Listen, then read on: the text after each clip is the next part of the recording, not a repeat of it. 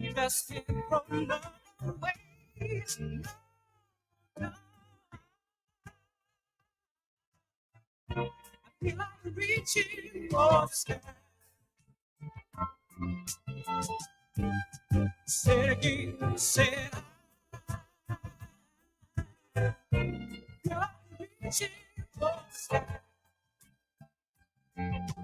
I'm so inspired. I want to reach a little higher.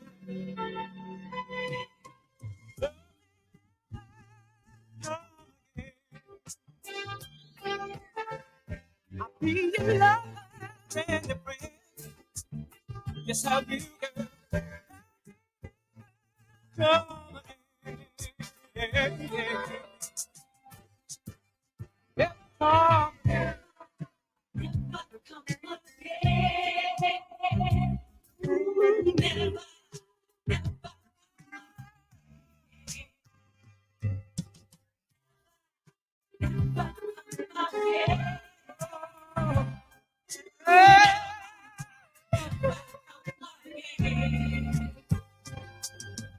Time to look ahead and leave the past behind. If it's love you're searching for,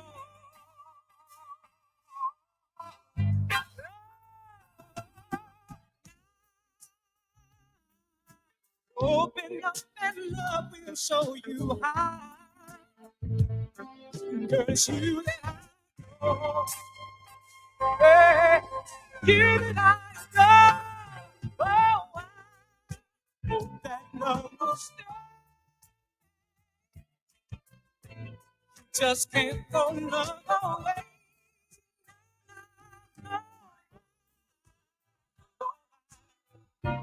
Feel like reaching for the sky. Say it again, I said, I feel like reaching for the sky. Oh, I'm so inspired. I wanna reach a little higher. Oh, yeah. Just how you come again. Come again.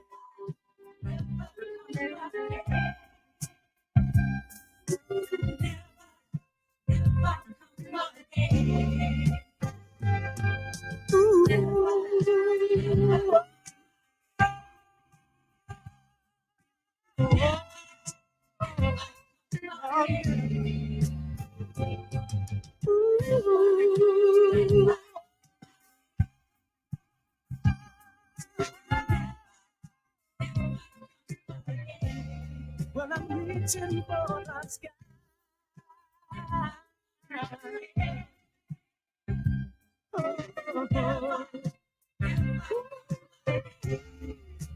Reaching for the sky.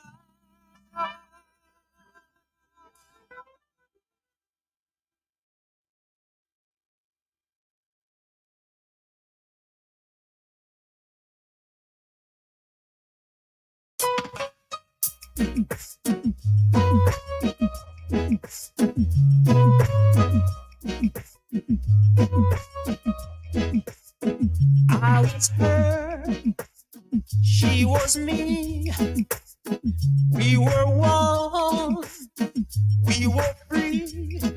And if there's somebody calling me up, she's the one. We were young, we were wrong, we were fine all along. If there's somebody calling me up, she's the one. If there's somebody calling me up, she's the one.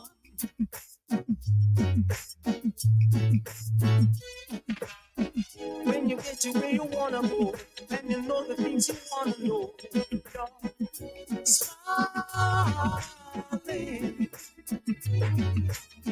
When you said what you wanna say, and you know the way you wanna play, you'll be so high, you'll be flying.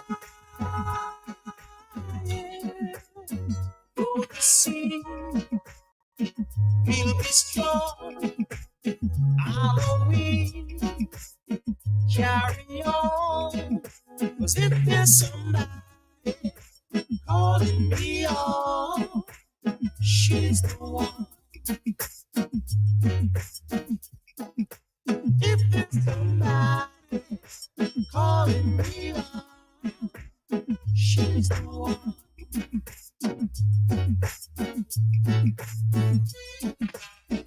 When you get to where you wanna go, and you know the things you wanna know, smiling. When you say what you wanna say, and you know the way you wanna play, you'll be so high, you'll be flying.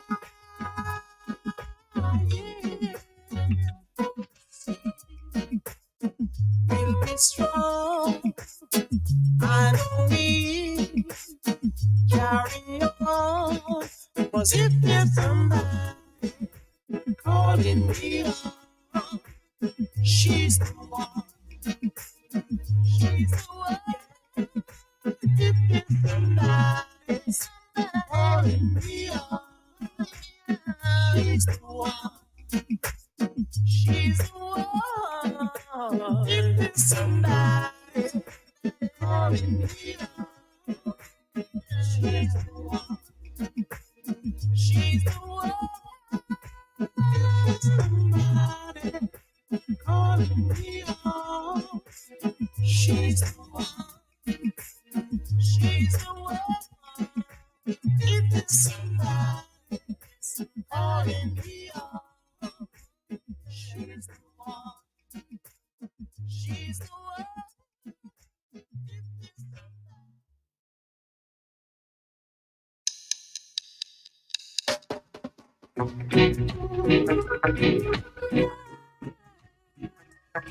The song is for the ladies, playing hard to get. This is Julia House, Ghost Rider, the soul provider.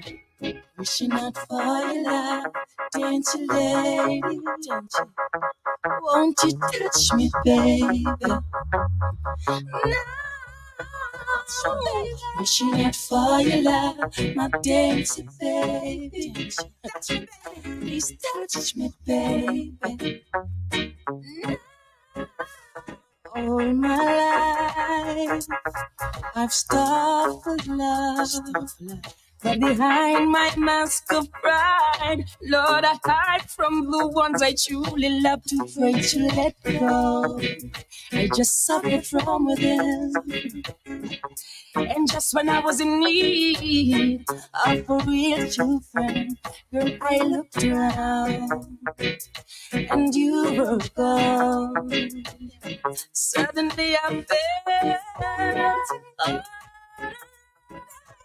wishing out for your love, and today, won't you touch me, baby? Touch me.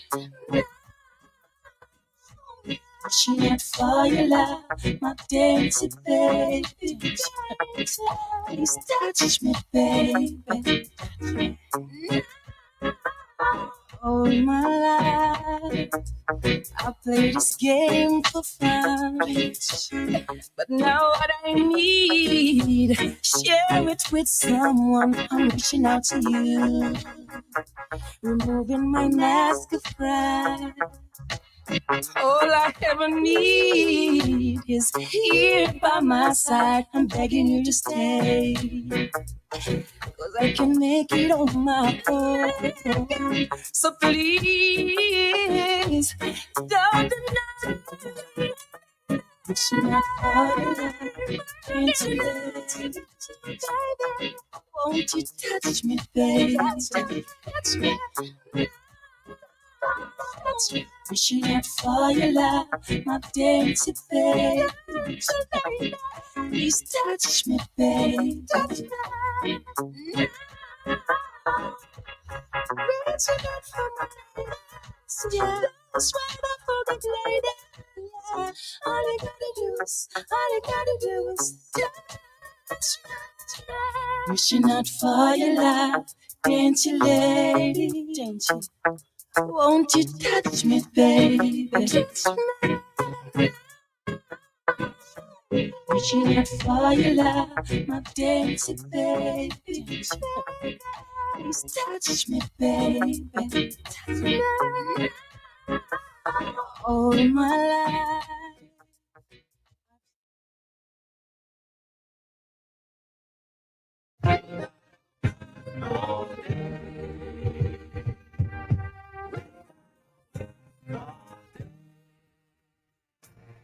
This Monday morning feeling is driving me out of my mind.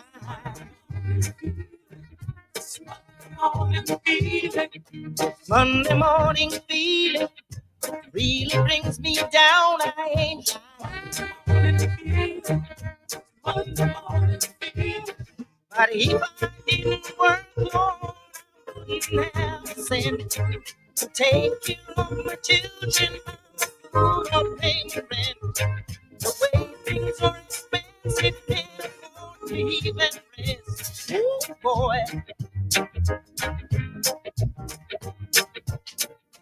Monday morning feeling is driving me out of my mind.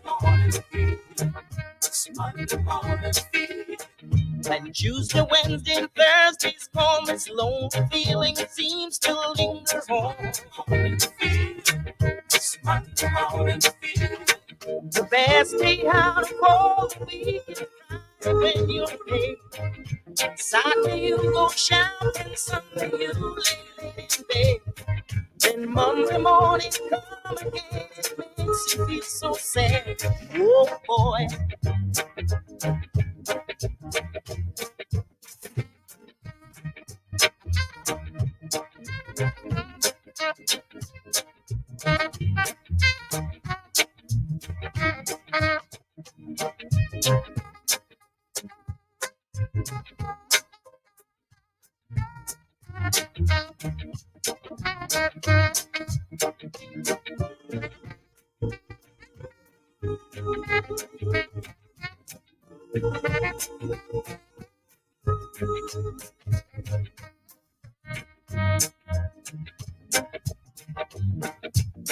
This Monday morning feeling driving me out of my mind.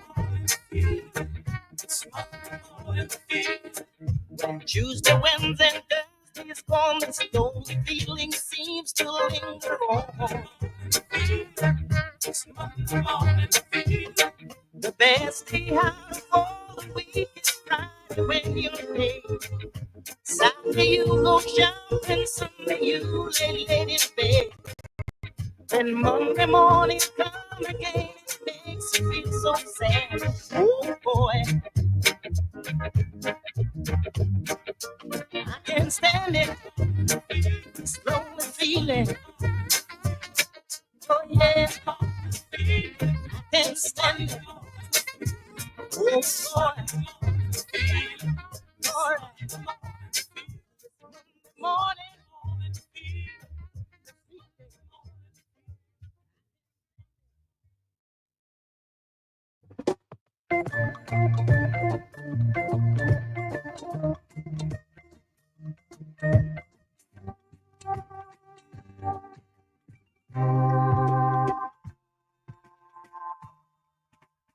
Somewhere over the rainbow, way up high, there's a place that I heard of once in a lullaby. Somewhere over the rainbow, skies are blue, and the trees that we dare to dream, will they do come true? Someday I wish upon a star and wake up where the clouds are far behind, way behind, where troubles melt like lemon drops away up on the chimney tops. That's where you find me. Somewhere over the rainbow, bluebirds, bluebirds, bluebirds, bluebirds fly. Birds fly over the rainbow. Oh, why can't I? Why? Why can't I fly to you? I wanna know why. Tell me why. Yeah. I wanna know why. Why can't I fly to you? Why can't I? Why can't I? I wanna know why. I wanna go to that beautiful land over the rainbow. Baby. If you want someone to play with, go and find yourself a toy. Baby, my time is too expensive, and I'm not your little boy.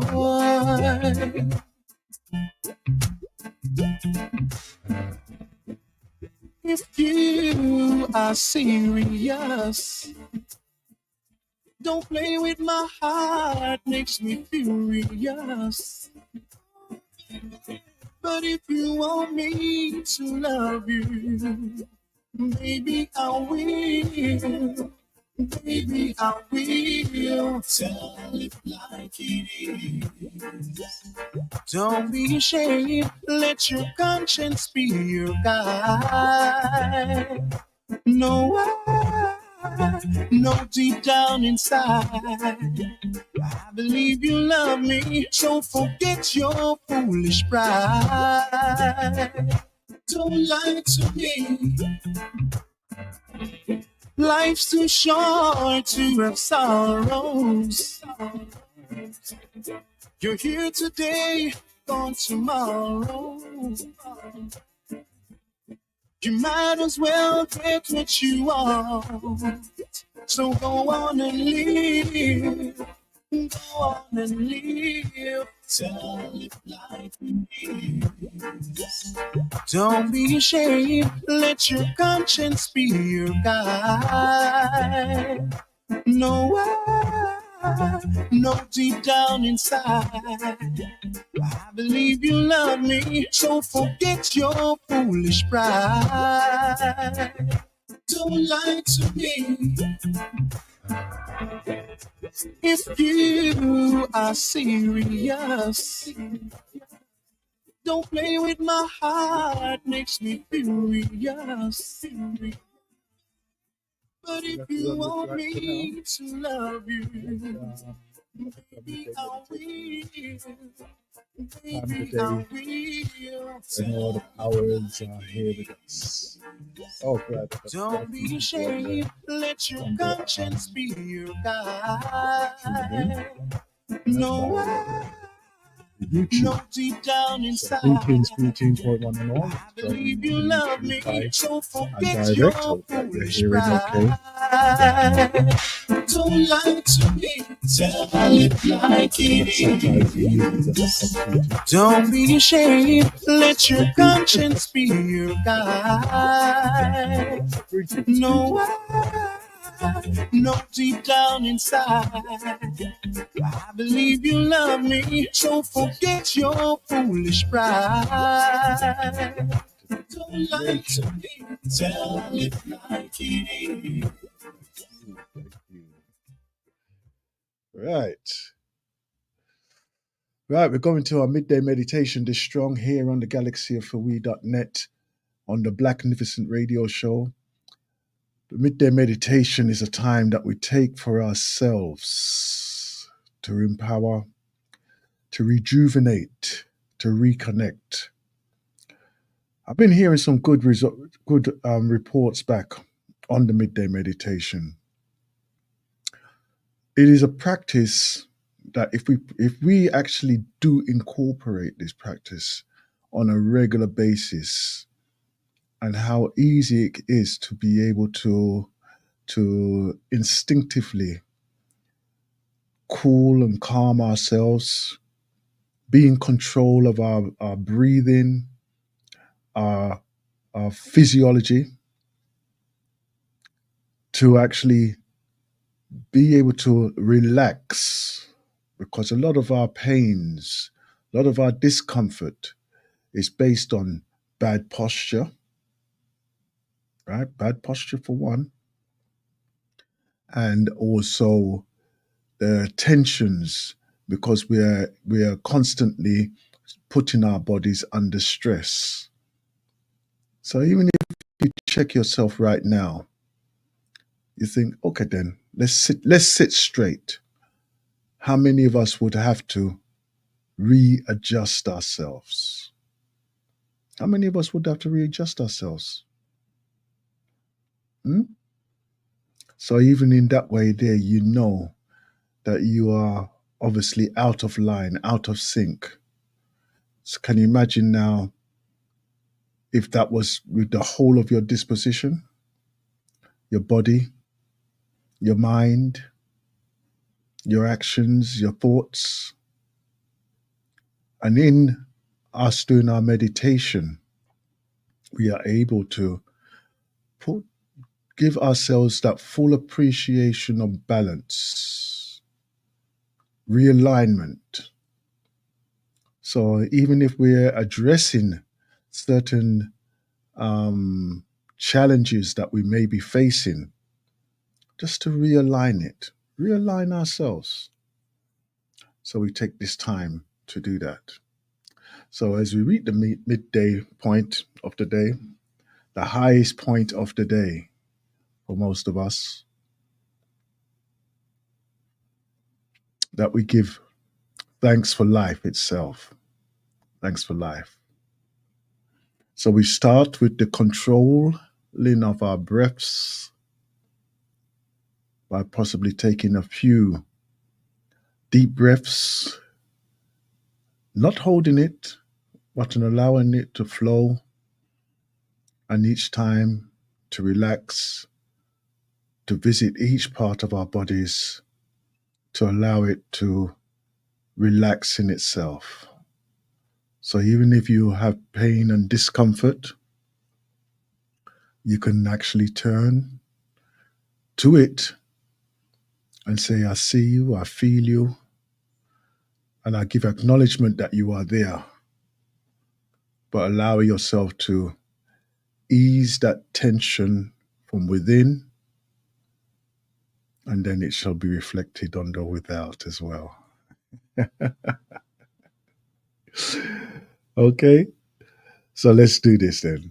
So without further ado, let's go into our midday meditation this strong here on the galaxyofwe.net, starting with the breath, our breath of life.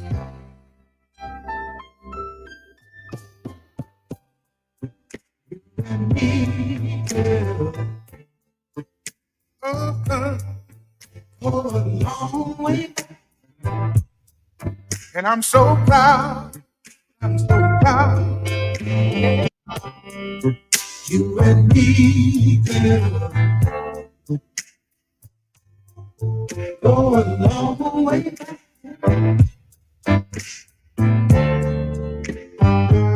Yeah.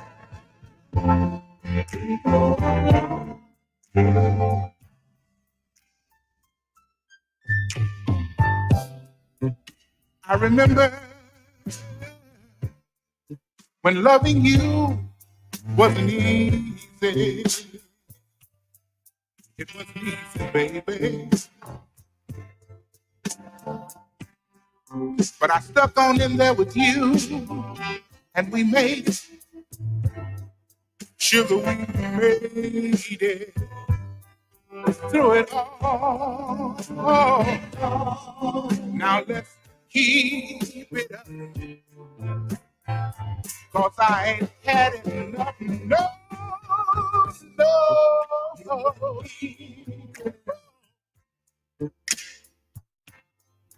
Go a long way back, such a long, long, long, long way. You and me together. Go a long way back.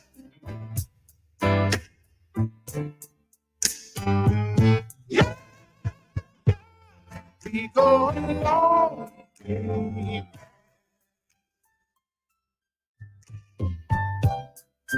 I know you remember when trying to love me wasn't easy. It wasn't easy, baby. But you're stuck on in there with me, and you see what we did. Just you and me, and we love each other till we can't let each other go. You and me, girl, go a long way back. Such a long, long, long, long way, girl. You and me, girl, go a long way back.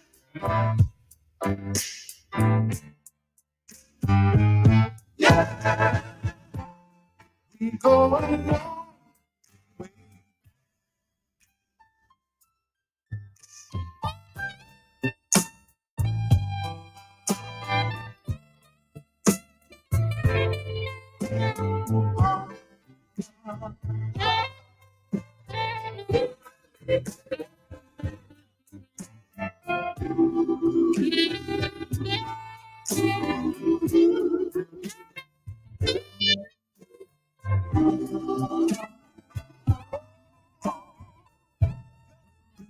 And we love each other so we can't let each other go.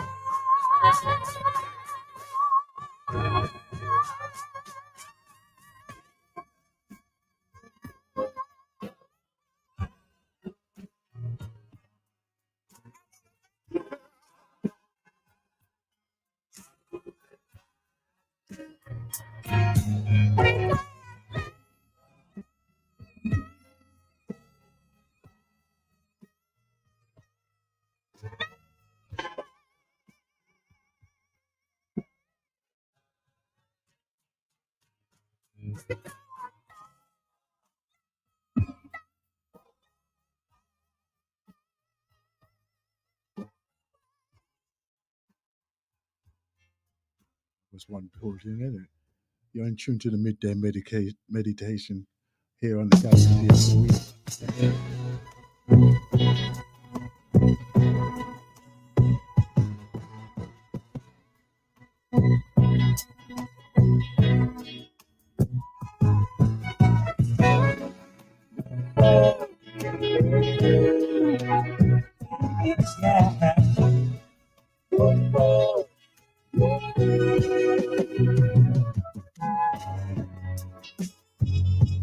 Hello, sunshine. It's mighty good to see you doing fine. And although it's been a long, long time, I still find that you're heavy on my mind.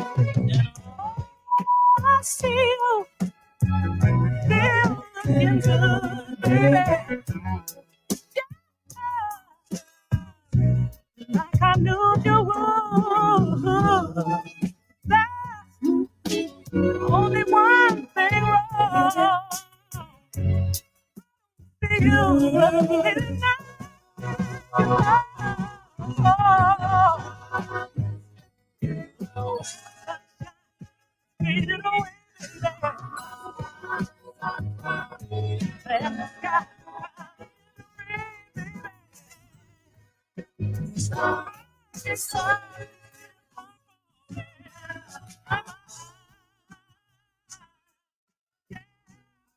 yeah.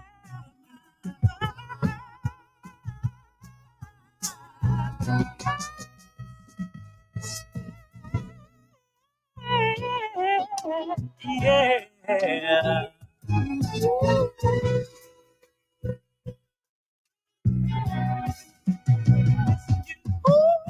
Ooh, hello, love child. I think you still got your pretty smile. Tell me, is it true what they say, baby, that you are married and have a baby on the way? And oh, here I stand, just to have going on the best I can. I know this might be the wrong thing to say, but when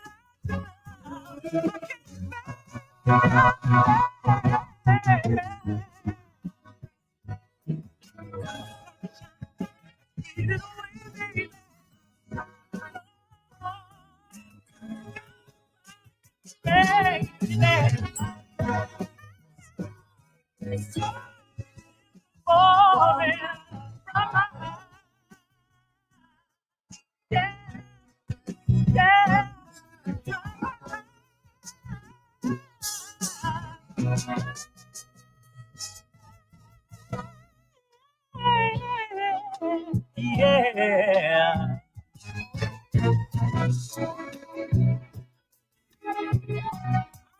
You baby.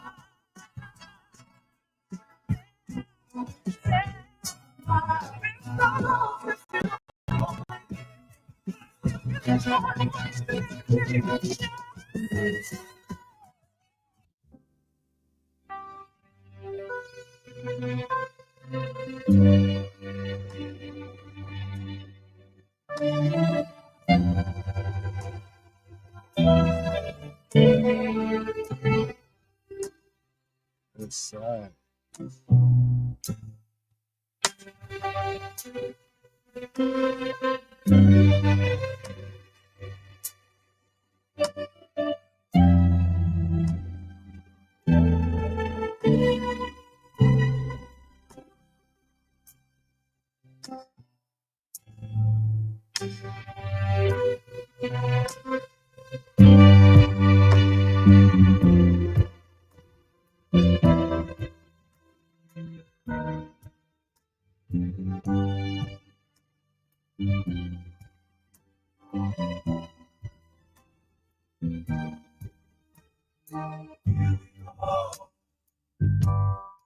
I'm in the stairway to heaven,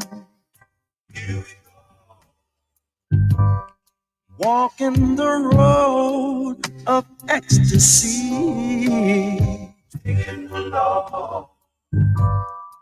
of this old world off our shoulders. The door is wide open for you. The door is open for me.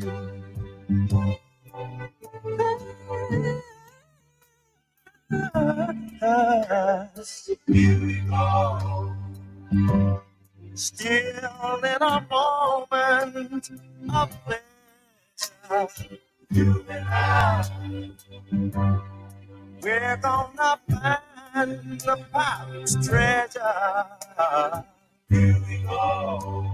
Oh, baby.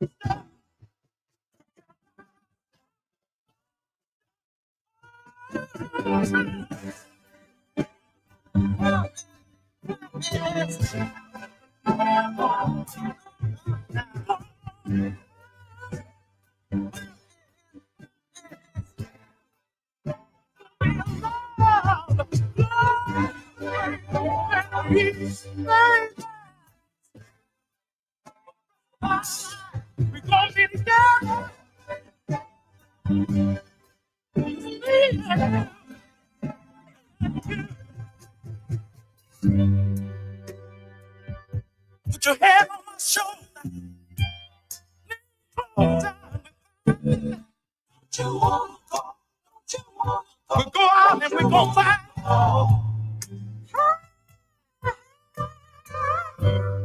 Now on to the corner of the world.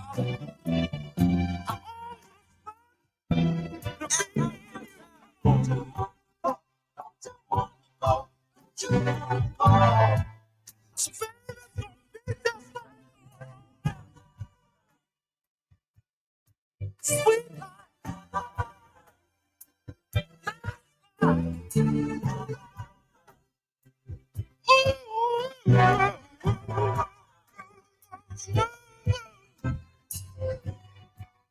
still in a moment. Still in a moment of pleasure. Don't you wanna go? Don't you wanna go? Don't you wanna go? Just put your hand in mine. Talking about everybody here on earth. Gonna make it. Gonna make it. Easy for you, baby. Come on and go and be just nice.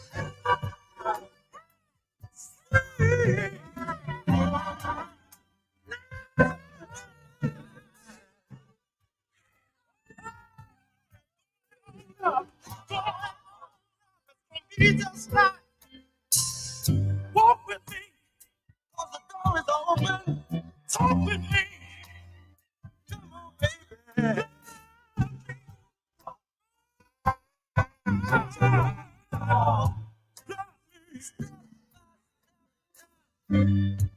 Put your hand in mine. We're on the Blackniificent show. We're on Thursday.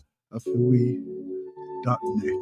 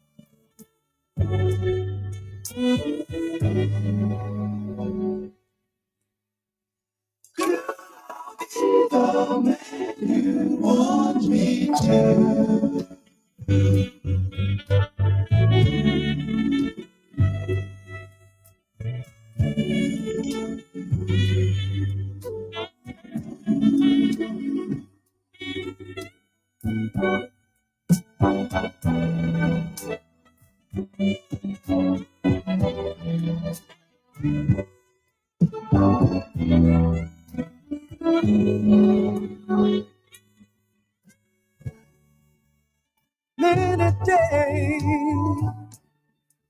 have gone by. I say to myself, gotta let her know she's mine.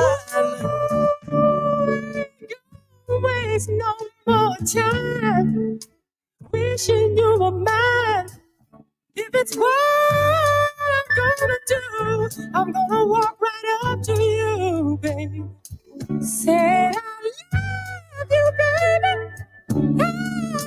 I love you. Should know. Girl, you should know. My love is so for real. My love is so for real. To have you next to me. Wanna be closer, girl. I've got to be closer. Oh, I wanna be closer. Squeeze you and please you. Do everything that you want me to do. You know how I feel. My love is so. No. You have your Your time is running out. Girl, you got to surrender. Then I'll be so good to you. This you can depend on. Things that I do for you.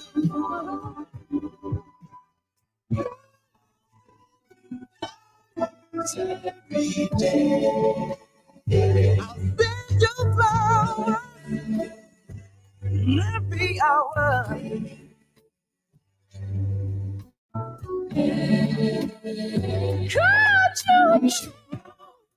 Girl, you should know.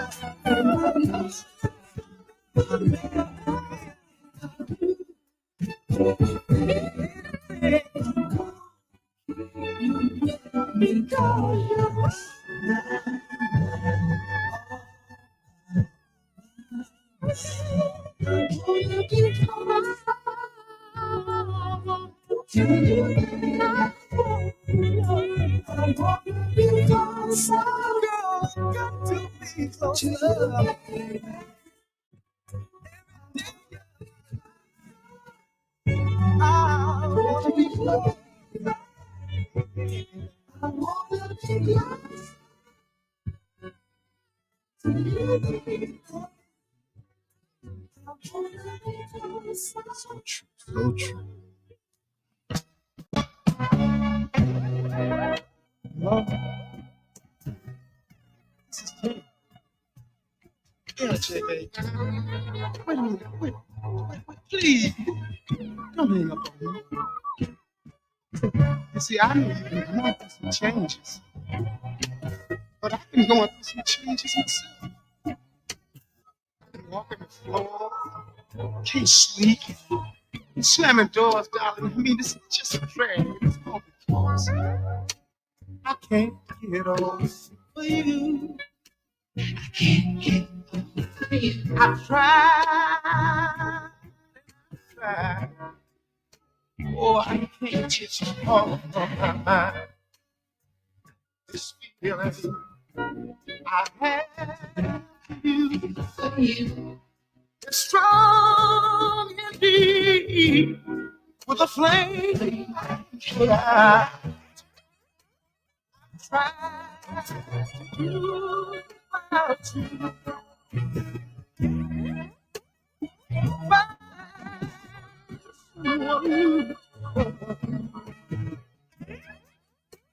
you found yourself in this world.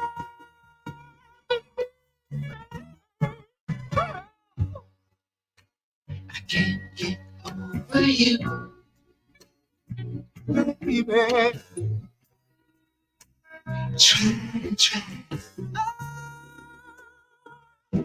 Shake it off of my mind. Your love, talk to me.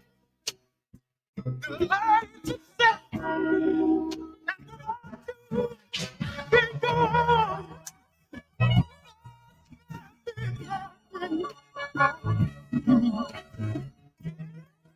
You pick up the pieces and I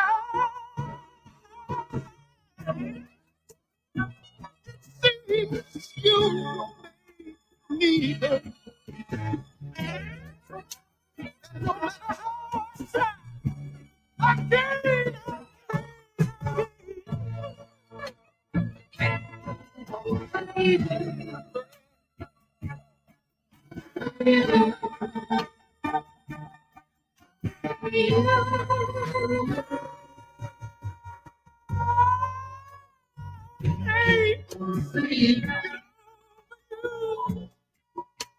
Change. And I'm your love won't give my body. I never thought.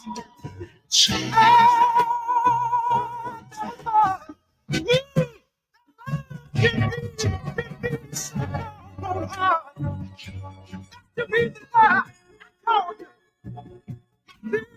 Keep on. Like that, we've been and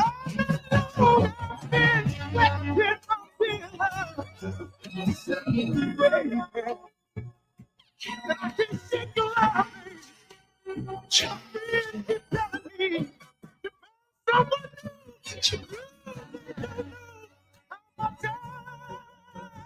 I really love you.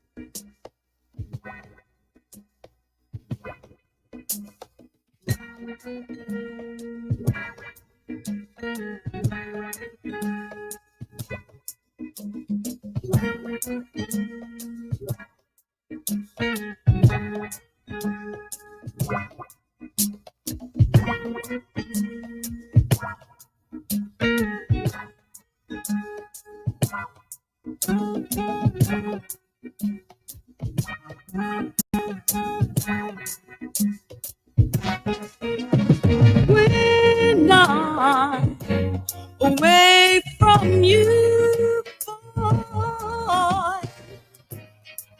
all I seem to do is cry. And then when I see you, boy, my, how the time does fly. I don't know if you need me the way I love and need you. I hope that we can be together soon. I hope that we can be together soon. I hope that we can be together soon, real soon. Can you make it real soon? Think about you, girl. Chills run up and down my spine. And if my wish becomes true, girl, I'll be with you all the time. Alright, then I miss you. Oh, my lonely heart seems to do. Maybe tomorrow I hope that we can be together. Maybe tomorrow we can be together soon. But will you make it real soon? I can't wait. Can you make it real soon? I can't wait. I hope that we can be together. I swear I can't wait any longer.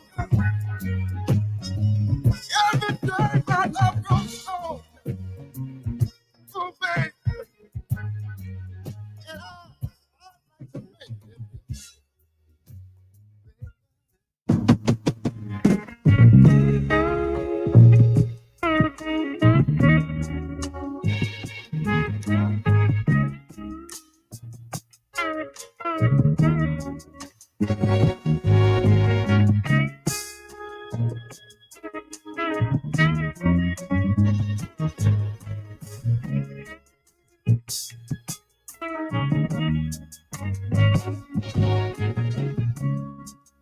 Oh, darling, after all this time,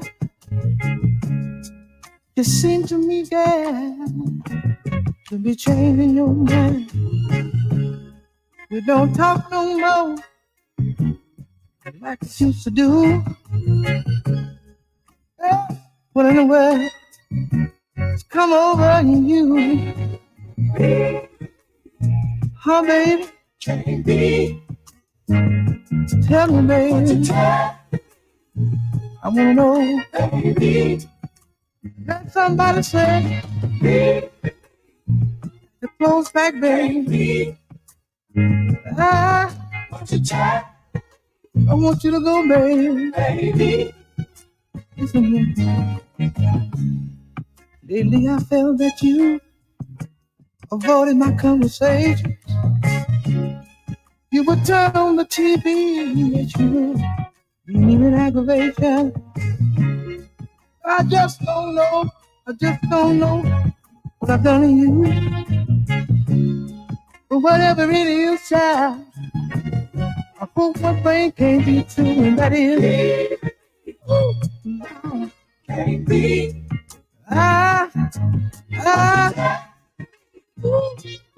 Yes I do. Sometimes I'm on. How long? You don't know what you tell. Don't know what it's doing to me, baby. Oh Lord. Girl, if you only knew what was going through my mind, just stop fooling around with you. Give me all your time. The best years I've had, I spent them all with you. If you love me one day, I'll be through. I'm sick, babe. Somebody know I'm talking about out there.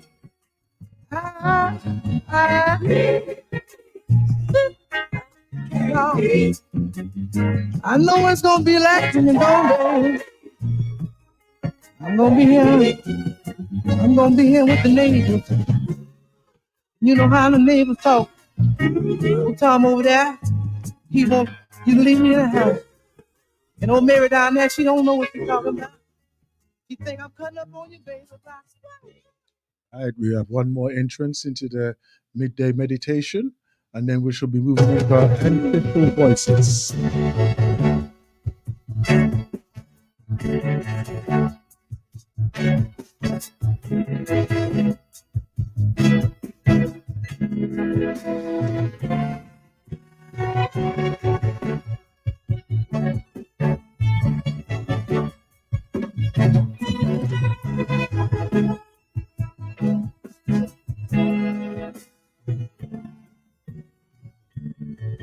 What's happening, baby?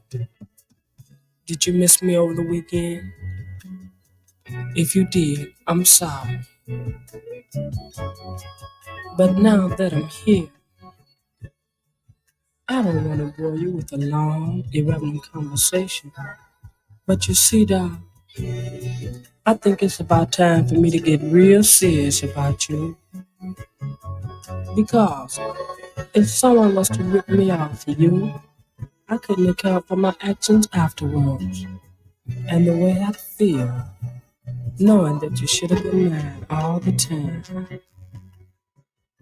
But you see, I not only want you, baby, but I need you. And the need is so strong, it's almost like that of a junkie. In other words, baby, I just got to have you.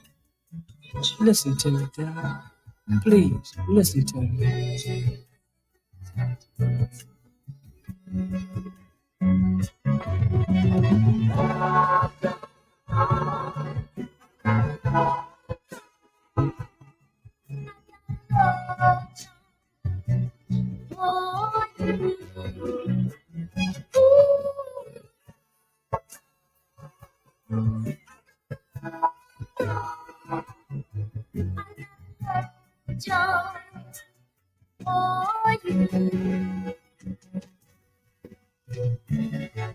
What, baby? What is a love, Jones? Shucks, darling. It's when you love someone very, very much, and you just can't seem to get yourself together. Like last Friday in class, when Mr. Russell was giving us the test, I was sitting up staring at you and daydreaming. I know I failed. A test paper with nothing but my name on it. I guess everybody can have a love, John. It's just love, but truly, the way I feel about you, that's a love, John. Love, John.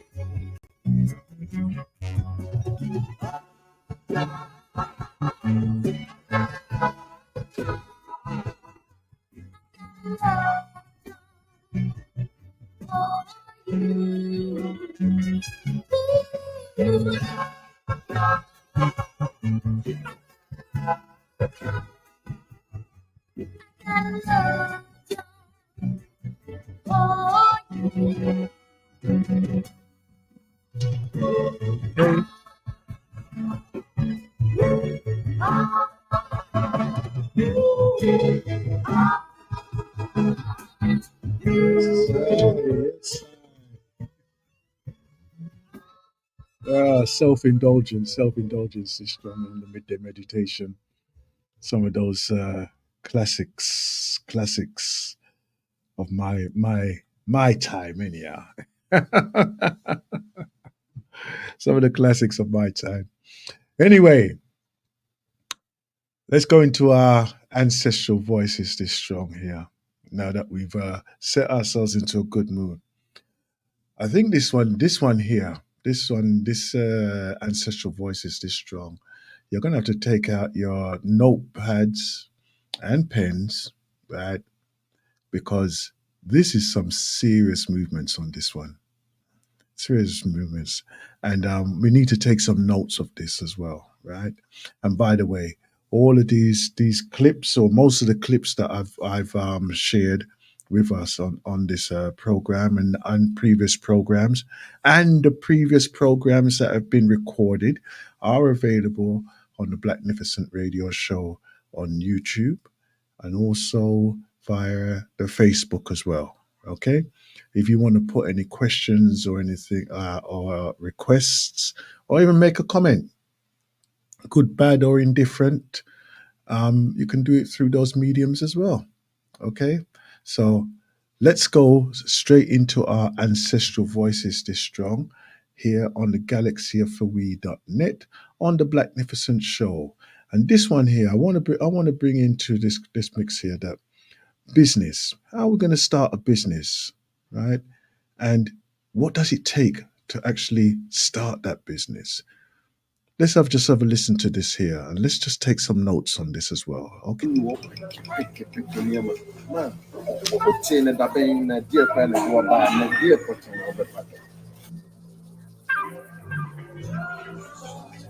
Showing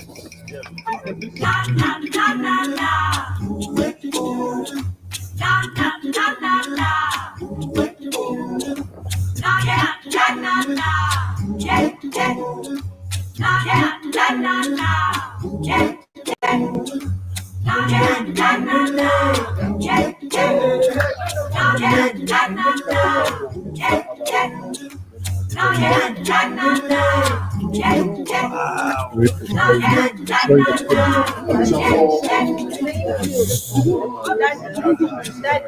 product. Frequency exactly. Showing the fresh food, and African products as well. Okay, in this supermarket. When I say supermarket, the aisles. Coming to shop, man. Okay. Excellent, excellent, excellent, excellent, excellent.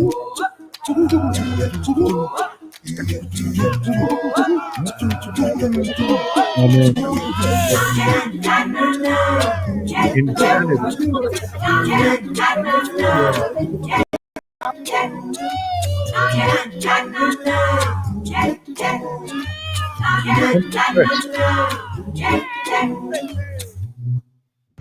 So, hello everyone, and once again, welcome to Presenting Canada to the World.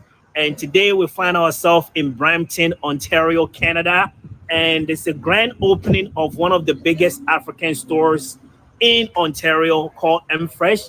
And today we're going to be taking you in to showcase to you what the store has and some of the areas where you can come in and shop. So, as the camera is coming, this will be the door of the store. So we're going to be entering it to go showcase to you some of the items that are in there.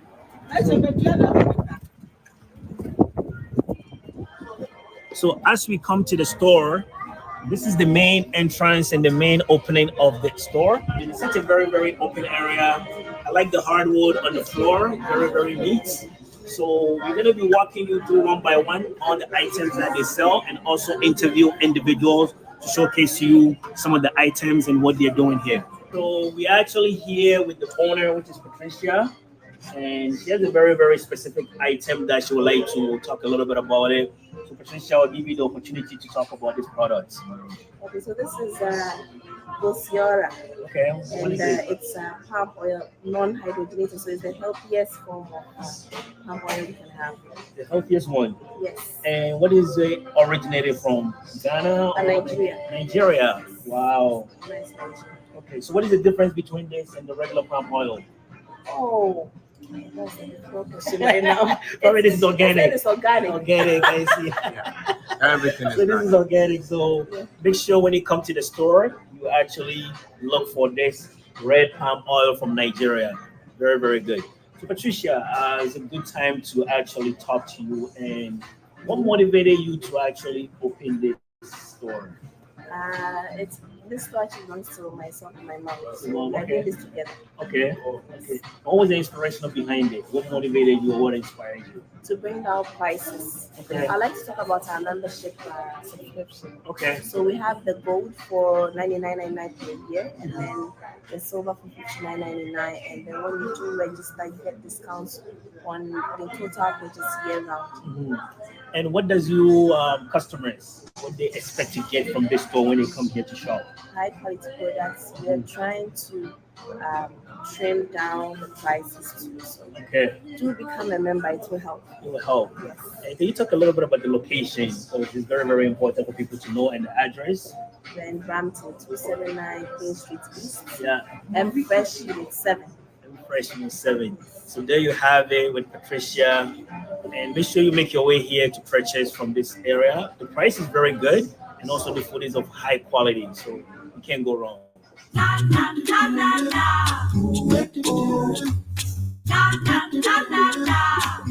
So we also met one of the customers here named Kukwa, and she's actually standing at the beauty section. And we're gonna ask her about her experience and so far her take on the store. So Kukwa, what brought you here today?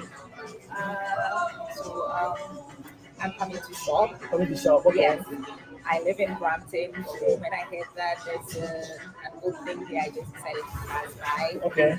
to get some African groceries. African Yeah, groceries. that's why And what is your impression so far since you came in? and so far I'm loving it. Loving it. Everything on my list, I think I'm finding it here. Okay. And then, yeah, so far Okay. it's nice. It's nice. And then I think the prices are low. Oh, the prices are low, okay. Yes. So I'm loving it. So what would you tell individuals that are looking for local shop for Caribbean or African? What would be your message to them? I'll tell everyone to come here, pass by at 279 Queen Street East. 279 Queen Street East. Come here, get all your groceries for cheap, affordable prices. Wow. Sister, thank you so much.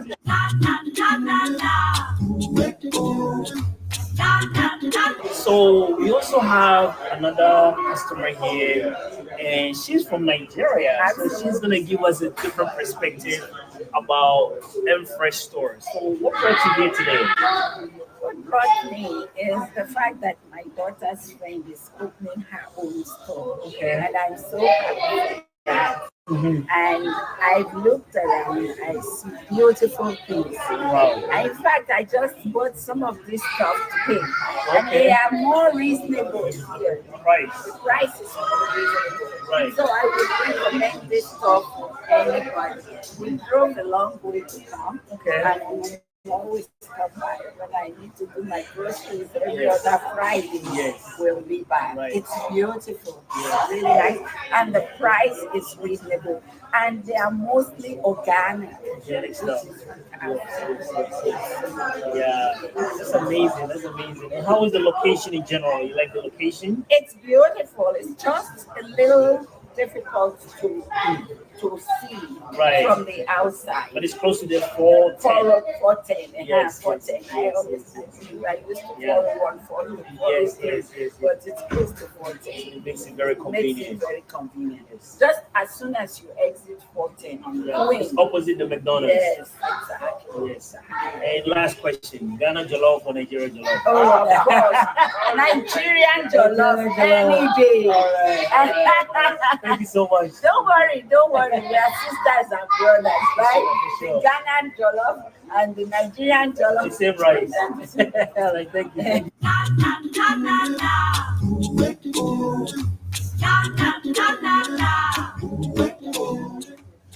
So we are also here, and we have met one of the shoppers who's coming to shop at this grocery store. So we're gonna ask him so far about his experience and how he found out about this place.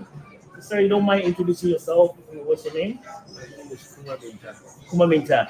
Yeah. The owner is like a daughter to my host. Okay. So that's why we are here to support You are here to support her. And so far, what is your experience in M Fresh store?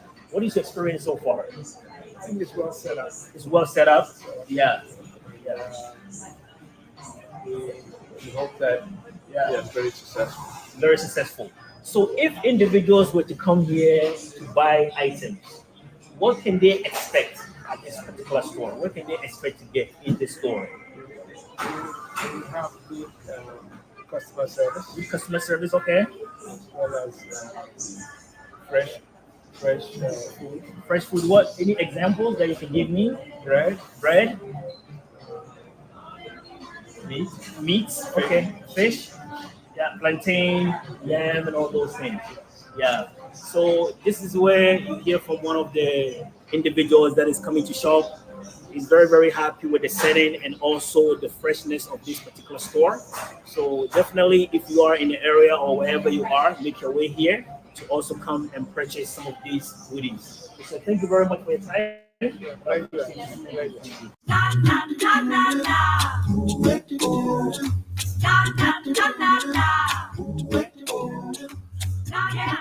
Say so, your mom about one so by shopping with her. And she don't be son on experience in on so the bar. Your mom, but you the brain, you're gonna go back on the net. And the different Patricia, okay. You do grocery store, okay.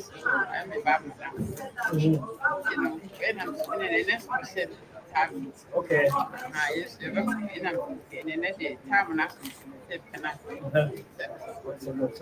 Now buy in the sofa environment and you know what you say. I'm so impressed. So impressed. Yes, because I wasn't expecting to just today the new day that you was organizing here. Yeah. I mean, you might be a good yeah. Any of the good news, you never know about when you do When you're separate. when you're brown rice. Brown rice. Okay. There were yeah. And also a there were all kinds of company, different company. Garino, ice cream, yeah. soft drinks, spices, by Yeah. wrapped and chain. Over to the beer when you're running. I was stressed, I want to stop. Oh. Yeah, My idea, the white Italian is here. I wish you wine.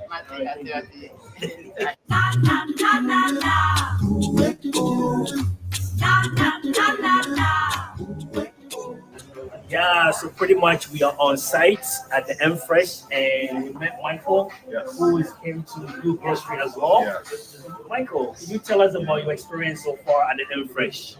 Great experience. A lot of selections, a lot of natural foods, things that you won't normally get in your regular grocery. Right. But I love it so far. Love it so far. Especially they have the jollof options up there too. Yes. Definitely some good products. Right. And what kind of product does individuals expect to get if they come here? Is there any meat or anything that is? Yeah, they have pretty much everything. There's meat that they have, fish.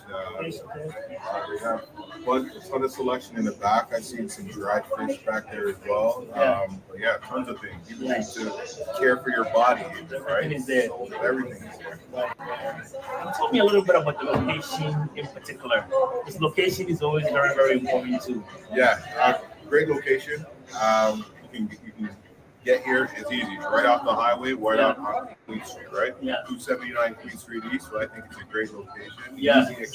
Easily to be accessible for anybody. Yeah. Any last word to the audience? Sea Moss and Kings is also here. Yeah. So feel free. You can also get your sea moss gels and soap. Yeah. But definitely a great location to come and shop. Yeah. Come check it out. Yeah. So here you have it. You heard from Michael. This is the place to be. Fresh products, and make sure you make your way to 279 Queen Street to get your stuff. African, Caribbean, make sure you come in, and everything will be here for you.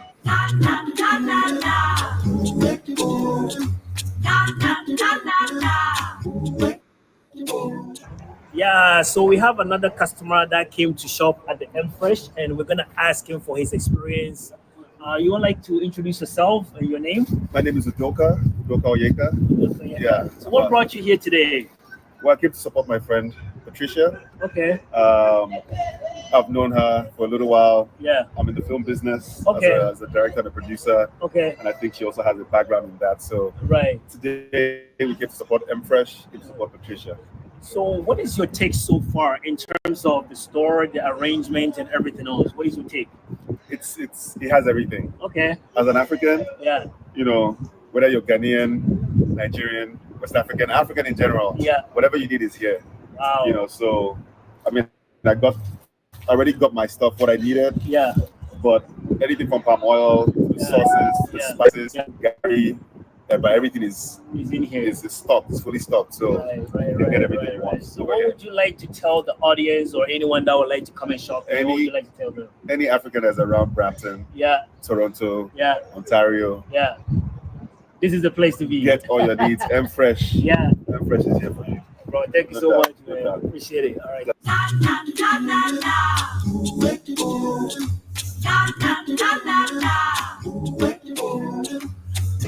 Yeah, you guys are here to shop? Oh, beautiful. What brought you here, though?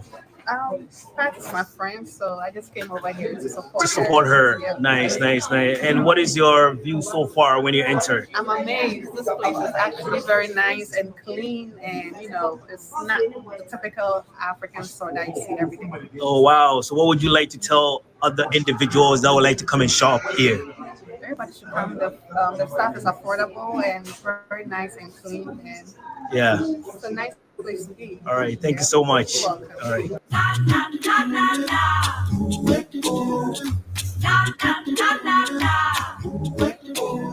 So I'm meeting Mr. Richard today, who's also a customer that came to shop at the M Fresh. So we're gonna get his perspective on his view so far about the store. So, Uncle, what was your first impression when you entered this M Fresh store? Well, it was just marvelous. Like this is one of a kind. Okay, what would you say that? No, like walking through here like this, like a real supermarket. Okay. Real organized. Yeah. Unlike other places that I've been. Yeah. It's quite different. Yeah. Like the atmosphere is different, very spacious. Everything looks organized. Very organized. Okay. Yeah. So Can you like talk a little bit about the pricing of the items? the pricing is just spectacular because it's unbeatable. Okay. As compared to many other competitors, right? So, like, it's a nice place, and I think she's here for the long haul. Okay, okay. Because So like if as we are trying to like let the community know what is happening. Yeah. Many people will come, and I think at the age where many people will be doing their shopping for their and it's very convenient. Very convenient. Thank you so much, Uncle. Thank you very much. Thank you. Thank you.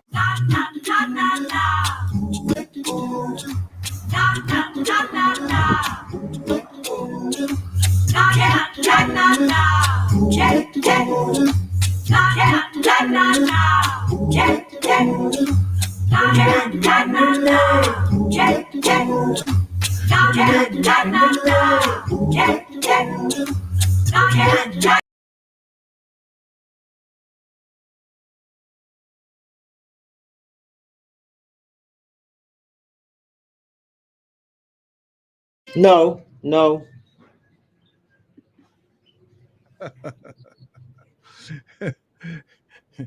You still have that hot dog there, sir?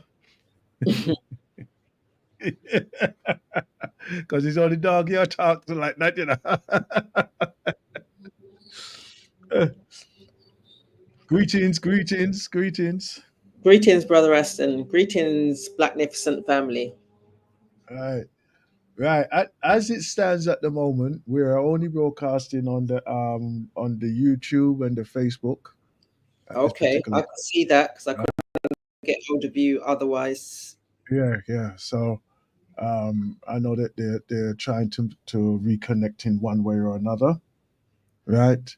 So hopefully they'll at some stage they will get back to some kind of connection for us to on the online anyhow, right? So what I'm gonna say is we run this to about 1/2 past, yeah, Okay, right? Just to cover some points and everything, and then I'll review it from there, and then see if we continue from there, right? okay. Okay. Mhm. Anyhow, how are you? Hey, I'm feeling highly blessed and favored. Mm-hmm. Mm-hmm. Are I do. you still in Jamaica, or you're on your travels around the world I am at this still in Jamaica. in Um, Jamaica? yesterday, was it yesterday? No, it may have been the day before. Mm. My cousin, friend, neighbor picked 80 akis for me. Boy, And the day before that, I picked probably 60. wow, Yeah. wow, and they're all bearing up now. The tree's bountiful. Yeah, we've had rain and sun in equal measures. Yesterday was Mm. very much a rainy afternoon and a windy afternoon. And yeah, so in equal measures. So my tree's opening. My neighbor's cousin's tree's not yet opening, which means when my one finishes, his one will start. Beautiful, absolutely beautiful. So it's an Aki Fest right there, so. Aki Yeah? Fest. Yeah, yeah. Boy, oh boy, oh boy. I'm not envious of you at all in I any way recognize that. whatsoever. And I know that you're in collaboration with Icon because he was on the station yesterday talking about him produce and everything like that. And you know that it doesn't affect me in any way whatsoever when you speak of these things of the sunshine and the food and everything at all. Well, Anyway. he was just playing a video in terms of the ancestral voices, and the one things that came through to me was fresh, Yeah, man. sure, and you can't get the ackee fresher. You can't get the breadfruit fresher. The other thing I had the other day was breadfruit punch. Ah, yeah, juice it out. Yeah, man. Absolutely beautiful. My cousin had said that the breadfruit was ripe, overripe, so you couldn't do anything else with it. That's right. It's like sour, like you treat it like sour sop type of thing, you know? Yeah. Beautiful. Yeah. Very Is brilliant. it the first time you tasted that? Yes, I've heard about it a few times, but the first time my cousin rustled it up and brought it for me, and she asked what was in it, and I couldn't work out. But my palate isn't as heightened as some. I didn't recognize the taste of the breadfruit. I recognized everything else around it, but I didn't recognize the breadfruit. And I didn't know what the missing ingredient was, and she said it was breadfruit. Yeah. You see, there's a lot of things. There's a lot of things, right, that we mainly because we don't grow, we haven't been raised in those environment, right? So as soon as we see something go dark or something dark or patchy, right, we dash it away, right? But meanwhile, what he's doing is going through his fermentation and ripening process. And it still has its nutritional value, right, and capable of moving on. I'll tell you my first example of that, right. I was in Ghana, yeah, and Mum had bought a whole stalk of banana. So probably about 30 bananas on this stalk here, right? And obviously we're not going to eat all of them, right? No, plantains. Sorry, they were plantains. Yeah, we're not going to eat all of this plantain here, right? And the young boy, he came there. Hold on, let me just see what I want here. All right, let me just take this call here. All right, greetings. Greetings. Yeah, I'm Chancellor here. Are you actually on air? I'm listening on Shoutcast. I can see it broadcasting, but I'm not hearing nothing. Yeah. Well, we're having difficulty getting it back on the air at this particular time, so we're working on doing that. Yeah, but you could, but we're live on the YouTube. If you go into Blackniificent Radio Show on the YouTube, and also on the Facebook as well. Yeah. Because the stream is actually like broadcasting, but there's no sound and nothing. Yeah, but I'll check you on, on the YouTube. Yeah. Good to hear from you, brother. Yeah, man. Good to hear from you. Yeah, man. We're always good to listening to you, man. We listen regularly enough, so it's always good. That's Chancellor D, by the way. Yeah. By those who had, maybe unfamiliar, which I'm very surprised that they are. If they are unfamiliar with your voice, but yeah. No, you know something. You can't be too arrogant, No, man. And every day you must learn. Yeah, man. Every day we must learn, so we can't sit on our perches and stuff, So as I say, I don't stop listening to Uno in a car. There's always good brain food, as I call it. Exactly. More than knowledge. Iron sharpen iron, as them say. Yeah, man. Well, yeah, I'm gonna tune in on the YouTube then. Yeah. Okay, then. Bless up. Yes, oh, nice, man. And so there's a young boy, young man who we took from the village area. The same young man I've been speaking about for the past few strongs now. And he took the plant in them, and then they have a big them oversized pestle, mortar and pestle. The one, big 4-foot pole and other things there. So he's there, and he's peeling it off and everything, and he's putting them into the vessel, and then he's mashing it down into a paste and everything. What was it? What was it? Plantain porridge? No, hold on. So he mash it down, right?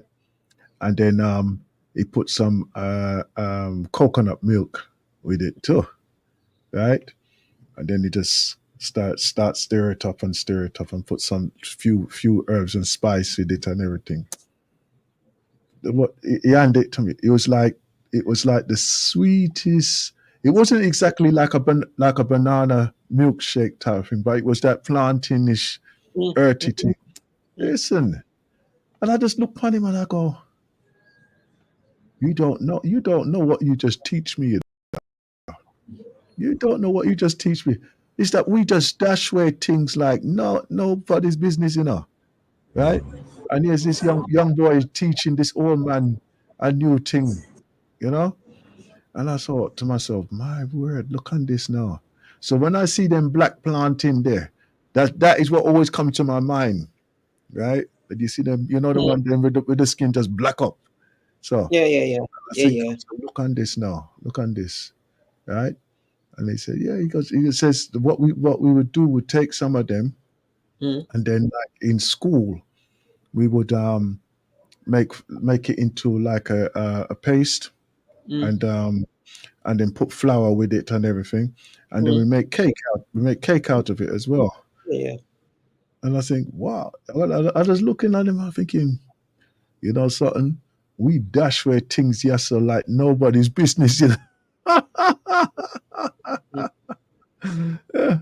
And again, just a few struggles ago, I was in one of the shop there, and one of the Asian boys said to me, he says, what does it taste like? Right? And I look at him, I goes, you never taste it? He goes, no. He goes, that's for black people. Black people eat that. And I said, you've never tasted this? And they said, no. And I go, Rockstone. I go, boy, look how ignorant you people are. Right? So basically they will sell you something, but them now go eat it themselves. Right? So therein for me lies a problem in terms of how we interact with one another. So we're going to go there and our pounds are going to be reproduced in someone else's coffers, but we're not going to do it in our own, because there's a lot of the food that they sell that they don't eat. I'm not saying that you must eat everything that you sell, but you must be aware of the foods that you sell. It's almost like being a chef and not tasting your food. You may not eat the food, but you must be able to know that this has got too much salt, this has got too much sugar, this has got too much this has got too much that. You must be able to do the taste. And he probably said to you with a bit of disdain, I don't eat that. It's almost like, yeah. I picked on it straight away. If anything, he probably said to himself, only monkey eat banana. Yeah. So I ain't gonna spend my money in his store. I ain't doing it as a matter of principle, because I know there's something else that I'll go and I'll eat. But yeah, I don't. And that's sometimes when I look at them guys and they're selling and they wanna, and they're calling you sister and they're calling you brother, and you're thinking, no, in different circumstances, you wouldn't be treated that way. But no, so for me, when I think about banana and I think about, so if I think about planting, I think about green planting, and Sharon was the one that gave me the joke. Yes. That, back in the day, you used to be able to get green planting cheap because they didn't know. This is, again, they don't know what you can do with it. So they'd sell the green planting cheap and the right planting, that's yellow, more expensive. Now they realize that the green one is even more valuable than the right one because it goes further. Plantain porridge tastes beautiful. When it turns ripe, you can do fritters. And when it get overripe, you can, as you say, make cakes and or make other things, fritters, anything with it. So it has at least 3 different stages of maturity, and within that you can eat. Exactly. And you can add it to food and whatever. So yeah, so they've cottoned on to the fact that green doesn't necessarily mean it's of no value. They've now realize that green is just as valuable. But for me, if I'm thinking about banana, and I'm thinking, I know there's lots of people and brothers and sisters who don't eat bananas when it becomes speckly.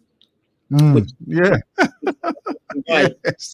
so for me, that becomes a banana fritters, Mm. and or take off the skin, put it in the freezer when I'm ready to make my juices. The banana is natural sugar without having to add anything man-made.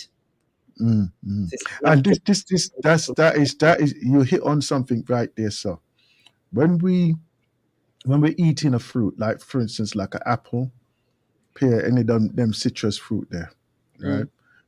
When we eat it, it has one flavor. But when we juice it now, the intensity of the fructose, so the sugary element of it, it intensifies on there. So one of the things that I learned as I was doing like the various I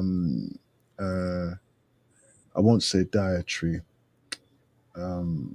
food regimes in here. One of the things that I learned was when you juice anything, you should dilute it by 10 times, right? And when you do that, you know, like how you would have like a concentrated like orange juice or cordial or something, you know, you should treat the juice like that as well. Right? And what you'll find is that it will taste similar to when you eat it fresh, right? Because like unfortunately, there's so many of us, right, who will just get like a box of juice, or even if we juice something and we're just drinking it straight, just like that. Not realizing said that the intensity of the sugar content is so much higher. Yeah. So we have to learn to dilute the things that we actually drink. So even if you drink it like 50-50 or more, you know, so if you get like a bottle of orange juice or something like that, or a glass of orange juice, get a glass of water and eat and mix them both, you know. Yeah. So I hear you on that one. I'm not necessarily sure whether I'm going to do it. I understand the science and the principle, but at that point, if I've juiced it, I just want to whop it down one. just what's it down. I'm not even keen, some senses, to even sieve it, because the fiber, I want the fiber as well as the juice, as well as I want it all. So me being who I am, I'm not. I'm less. So you're a blender rather than a juicer. I have got a Vitamix. A Vitamix. Oh, hold on. Hey. Well, once I discovered my Vitamix, I gone. I've gone because I went through so many other blenders. Sorry, I need to sort that because I went through so many blenders back in the day that I've worked out that the only thing that I can do to have. Sorry, I've got to put the cat out. Yeah. Or the dash him through the. No, I wouldn't do that. Put the cat out, you know. What's that cartoon? The Flintstones, isn't it? She was jumping up and seeing something out there, doing what cats normally do, chase the birds, anything that moves. I'm pleased because I've got less lizards in the yard. Is it? And so she don't bring it back to you? She does from time to time, but no, we moved off. So, so from a juicing point of view, if you can invest in a Vitamix, I say yeah. Know that I get a proper functioning unit, man. You know what I mean? I invested in one for my mum, encouraged her, invested in one for Sharon, others, family, to say we're going to get it. Because so where's mine? Where's mine then? It's in the post. If you give it away, so where's mine? It's in the post, but it's if you're going to do something, because for me, even when I think about coconut, and I'm here in the land of native coconut as well as the imported type, but when I get a coconut, I don't buy coconut milk out of a tin or in a box. I always, even when I'm in the UK, I'll go buy a coconut, mash my coconut, put it in my Vitamix, create my milk, good to go. I've moved beyond the, if I can avoid it, I do avoid it. It reminds me of the days when my mother used to grate it. Oh man, and that's it. So my cousin told me one time when she came by my mum, and she had, because if my cousin brings a bag of, if he brings a coconut, he doesn't bring one, he brings a whole crocus bag full of coconut. He's talking about at least 25, 30 coconut. And my mum was there grating the coconut before the days of the Vitamix. Yeah, and she made, other than the milk, she made oil. So you know, to do oil from coconut, you have to have a hell of a lot of coconut. Great. That was a whole day activity. That is a produce. That is a produce line right there, so. Yeah. That's so.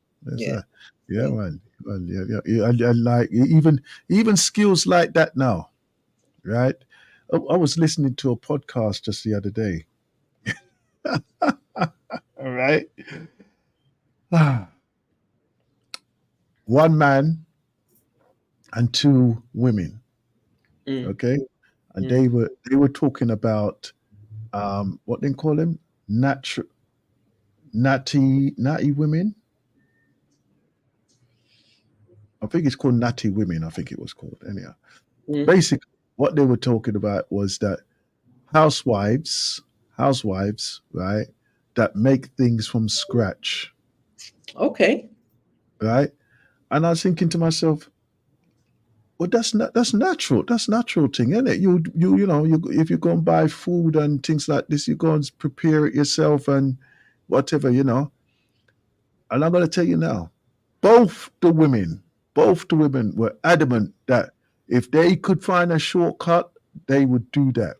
And there was one of them who brightened with herself and said, "I don't cook." I don't necessarily have a problem with the fact that I don't cook, because that's a choice and we can all make choices. The question I then say is, where does she choose to eat, and then what does she eat? Because she may, sometimes we know that restaurant food is always from scratch. Ish. Some restaurants. Okay, let me rephrase it. Some restaurant foods are from scratch. So if she's eating out at restaurants or cafes and stuff like that, she may be eating better than the person who's buying in on, whether it be Uber Eats and or one of the fast food, one of the box foods, Stay Fresh or whatever. She may be eating better than them. It's a choice, and she's using her energies doing something else. The question she said is, the question that presenters should have asked is, can you cook? Because that's different. I choose not to cook at home. And the other thing about what she said after she said that, it says, yeah, my kids always asking me, what are we having as takeaway tonight? So then that's when it becomes slightly, that's when for me I feel uncomfortable, because then the children grow up knowing that Uber Eats and getting deliveries from KFC and McDonald's and or the local chip, whatever, Chinese, Italian, whatever food store is the way to eat. So that's when you break the link, and the link is then difficult to be recoupled. Exactly. Right. Because they don't understand where food comes from. They don't understand that if you plant a seed, something grows, and that from that you can then wash and season and prepare and add to, and etc. etc. I started a project. Right, at the beginning of my rejuvenation program. Right, so basically it was 62 days before my Earth Strong. So I do a process of like cleansing and of my personal self, and not only physically but mentally, spiritually as well, in preparation for my Earth Strong. All right, so I was doing 62 days. Part of that 62 days, what I said, I would take the seeds of what I was eating, and I would replant them and everything. So now I have tomatoes and peppers outside and inside and everywhere and everything. But what I've decided to do was not to eat all of those fruits. Take the seeds again and plant them again. Mm. Right? So they will be like a second generation planting again. Mm. Right? You'd be surprised how many of those so-called healthy organic things don't rejuvenate themselves. Mm. Mm. Right? But the ones that does are the ones that I can rely on to say at least every 3 to 4 months there would be a bearing of fruits Mm. to regenerate itself, you know. Mm. So yeah. Again, that's one of the challenges I have with some of the foods, and I know Callaloo is one of them recently that I've been looking at and buying and thinking, hang on a minute, there's no seeds. So if you're selling me something, and I know back in the day when I used to buy like the strawberries and it will only bear the once season, and I'm thinking it doesn't make sense. At that point, I didn't understand that with the way that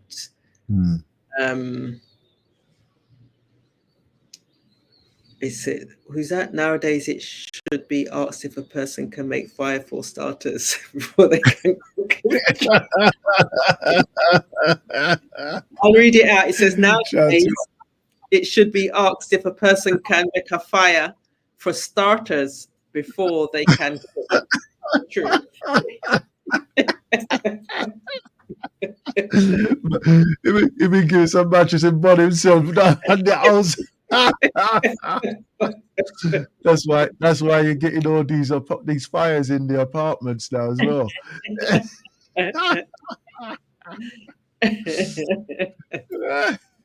I was taking me off my train of thought. Where was I going? What was I saying? Oh dear. I forgot what I was saying. The what was he saying now? You've taken me completely off the train of thought. Oh, you was talking about in terms of the planting and the seeds. So from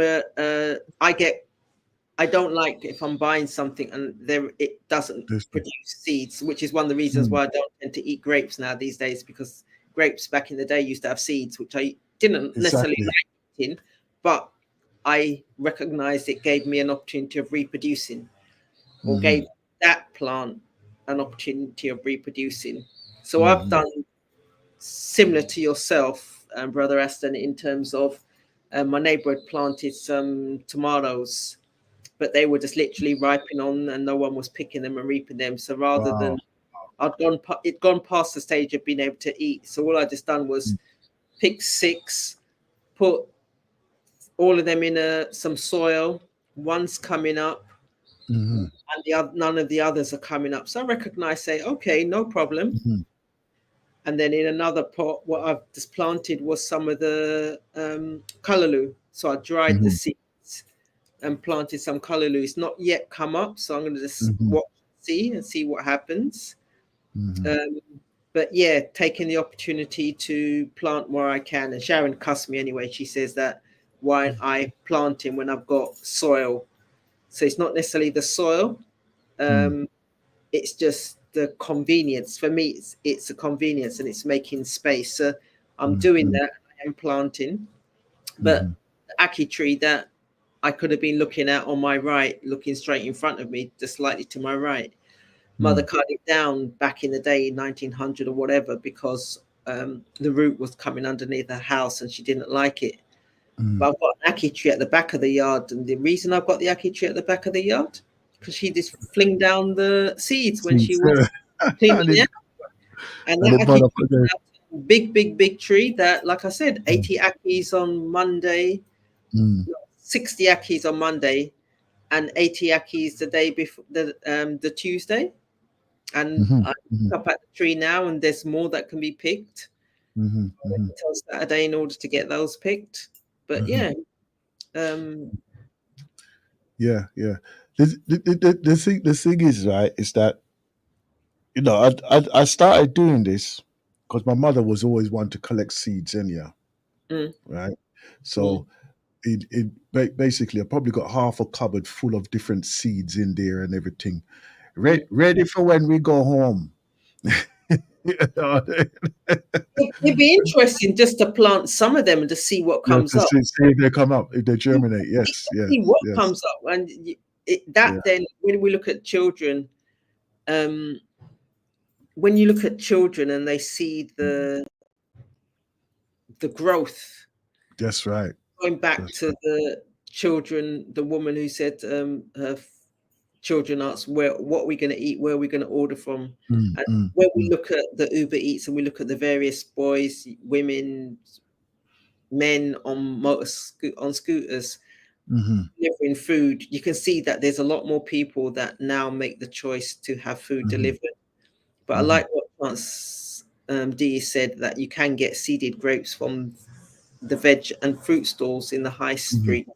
So I know when I tend to go up to Croydon and I ask for about grapes and whether or not they got seeds in them, more often than not, the ones that they're getting from wherever they get their produce from are the unseeded ones. I know when I've gone to farmers markets, I tend to get the seeded ones. The farmers market in Balham in Southwest and or Crystal Palace and or Brixton on a Sunday.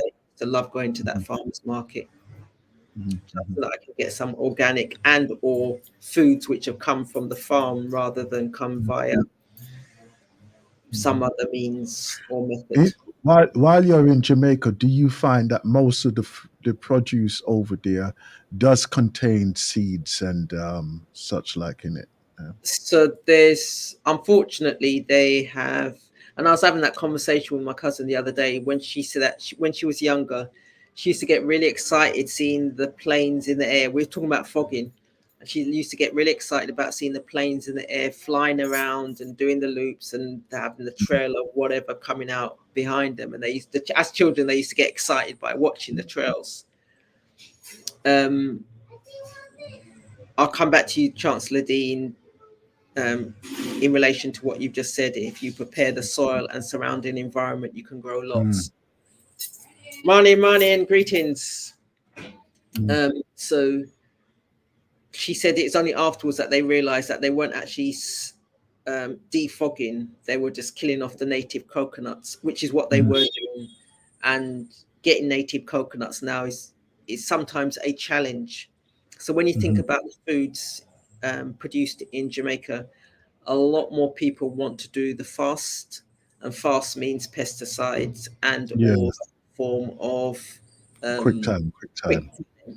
So whereas my mum would back in the day would have raised a chicken and she would raise it way beyond the 6 weeks and to go to 8 weeks, clean it out on the 8th week. So that means clean out the insides, giving them whatever she gave them, which was all natural products. She didn't agree with getting the food from the farm store. She wouldn't do that. And the chickens will come out 8-10 pound chicken that when you're cleaning it, you're not finding there's a whole lot of water concentration because of the pesticides and the what they were putting in the food. So she chooses when even if I'm doing any work here in terms of the garden, sometimes they will say, okay, let's use a whacker to get rid of the grass, whatever. But then they also want to use pesticide to kill the grass and whatever. And I always think to myself, you know what, you guys are looking for the quick route, but the quick route doesn't necessarily provide you with the best foods, because what you're spraying on your side is going to come over to my side because of the nature of how the breeze blows. But recognizing then that the soil that I've got at the moment, I often will burn the leaves from the coconut, from the grape, from the tree, from the breadfruit tree, because it produces a lot of leaves, the brown leaves that just fall down. So I tend to burn them. My cousin, my neighbour's got a wood workshop, so he will often have wood that just needs also burning. So I will burn, or when my other cousin comes by, he will burn, and then the ashes he will then mix that in with the soil so we can get a different composition of the soil. So we will still use it, and if I'm roasting it through, or if I open a coconut, use the shell of the coconut in the burning because it's very high intensity, and then I've not got any coal, and then put the, like I said, the ashes. I'll put those ashes into mix it up with the soil so I can, like I said, change the composition. And the other day, my cousin brought down a whole load of merengue. It spoiled on me because it sweat too much. Again, Sharon said, you have to let it air dry. Yeah, naturally dry and slowly. But what Sharon suggested is just put it in water and let it then ferment. I did. It smells terrible. It smells real terrible. But sometimes the things that smell the worst, from a natural point of view, are the best for you eat. Sometimes I would just let it go. Well, I've done one. But then again, there's some seeds and everything in it too. Right? No, it was just literally. Was that the leaves? There was no seeds in it. It was just literally because my cousin had broken it down and it is literally seeds. Okay. So I've soaked it. It's fermented. I've thrown it on the bottom of the plants. Thrown it in the tomato plant, and I'm going to do it again because if I was at home, I would have used nipbone, which is another plant. It's going to come to me. And again, I used to always soak it in water or leave it so it could rain water and soak it and leave it, and then throw it at the bottom of the apple tree and throw it on my other plants in terms of tomatoes and or other plants I was planting. So yeah, it's just making the most of and or without getting manure. And I went somewhere and I saw horses, and I thought, oh, interesting to see where they actually stay in terms of getting the manure. Yes. Soil, so you can just change the composition and give it a little bit of oomph. Yeah. So this side is rich anyway because we've got greenery. We've got a lot of greenery around us. With some parishes, the soil is very red and or dry. So we are blessed. That's good. And you've experienced quite a bit of more of the water rain and over this year. This year, this summer was hot. I say it's just as hot as it was the last year, but the difference is that we're having the equal consistency of the rain. So with that, it just makes things a lot easier, and it just means from an ecosystem, things are just better balanced in terms of the rain, the sun, and the breeze in equal measures. That's good, though. That's good. And like even as you're speaking, dear, right?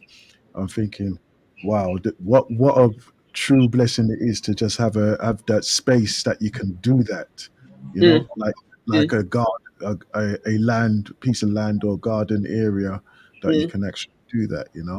But it doesn't prevent you from doing this, even if you haven't got the space to do that, right? You can just pot it. You can put them into pots as well, right? I mean, like even at this time, I'm doing mine in pots. So, that's how I'm doing it. So get those the egg trays. Yep. To start the seed.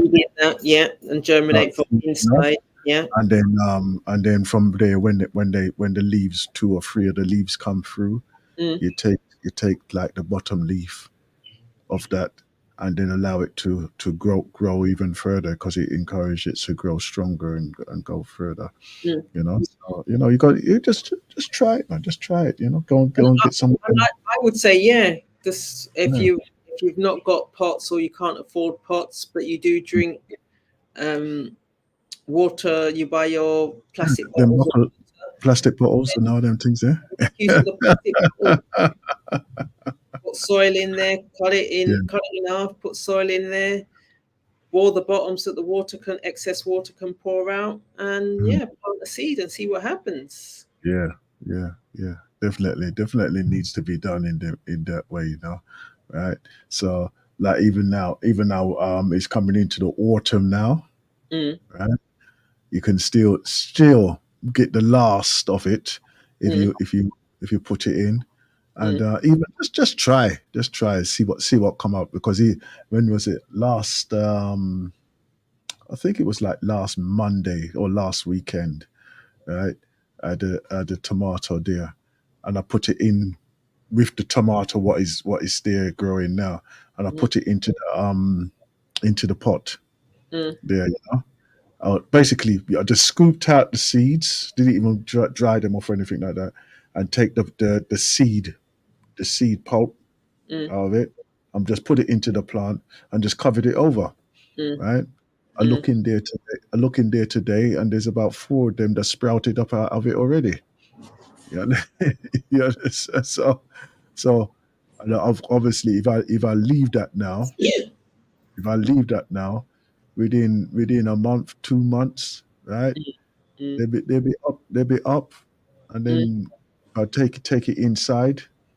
It probably another like 2 months after that, by November, December, I've got some tomato grow already again. Inside's going to be warm enough. Inside's the equivalent of a greenhouse, but it's just making use of the spaces that we have. And as you said, being prepared just to experiment. What's the worst case scenario? Nothing grows. Best case scenario, something grows. And the way that plants and trees and anything greenery works in this environment is that it will strive to grow absolutely irrespective of the environment. It always fights to grow. Sometimes as humans we give up too easy.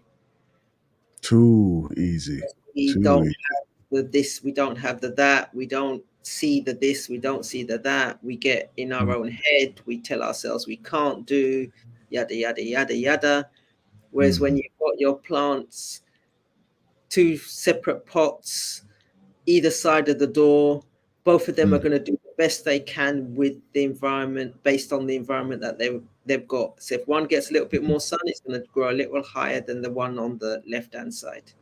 One gets a little bit more water, it's going to grow a bit more higher than the one on the right hand side, but they're both going to go for it. None of them's going to say, well, I'm going to just give up now. And we do that. You can't. Oh, I always look on the thing of that, that plant that comes through, or that weed that comes through the concrete. There's nothing can stop you. Nothing can stop them. and it is. You think to yourself, okay, I've got rid of you. And again, as they around here, they will often use the old what do you call it, the pesticide in order to kill the weeds. But next month they've got to come back with some more pesticide to kill the weed, and the next month they've got to come back with some more pesticide. The only way you're going to kill that weed is if you're prepared to dig it out. And depending on the route, it's going to be difficult, but not impossible. It's just we just want the quick solution. And like I said, the quick solution is often the not necessarily the best solution. I don't know.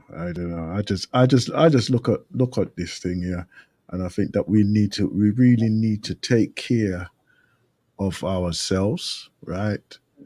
Obviously, one, knowing what is working for you, taking charge of our spaces as well, and now I think even more important that we do feed ourselves properly, right? So even if we eat well for 1 month of the year, to ensure that we are taking in the true nutritional values of foods that is necessary for us, because the way how so many of us are just falling ill, and you know, and we also have the issue, right, that even those who are fit, right, who looking like they're fit, right, they're falling ill as well. You know, they're falling ill as well, and you know, some of them are dying as well.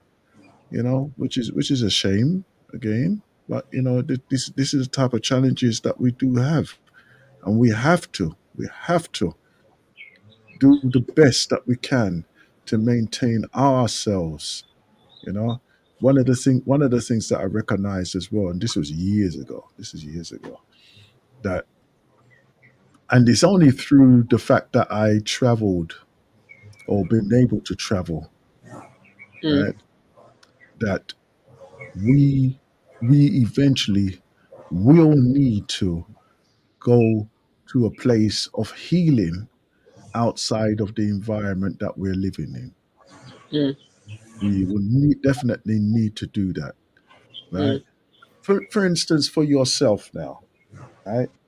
You've been there now a few years now, hasn't it? Continuously, yeah. How have you experienced a better health for yourself physically and mentally as well? Although you was going through your process of re-establishing yourself, so how has it benefited you, for instance?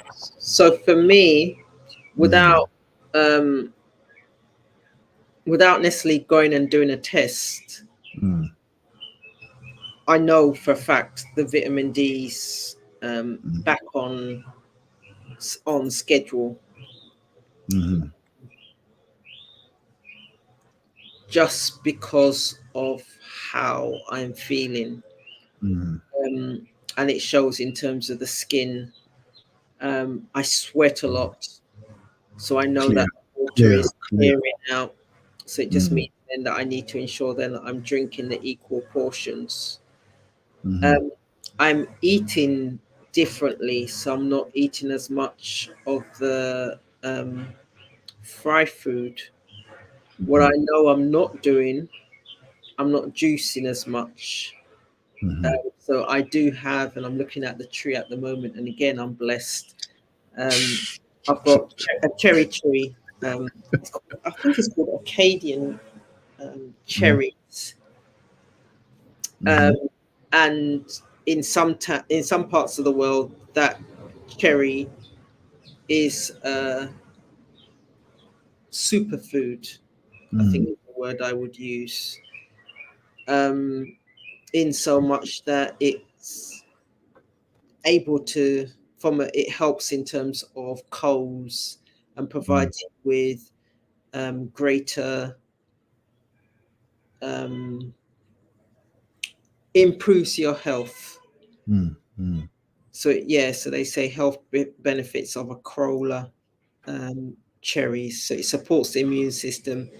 It may or may not reduce inflammation. I don't know about that. It supports skin health, which I know it does do that, and it supports digestion, which I know it okay. does do that.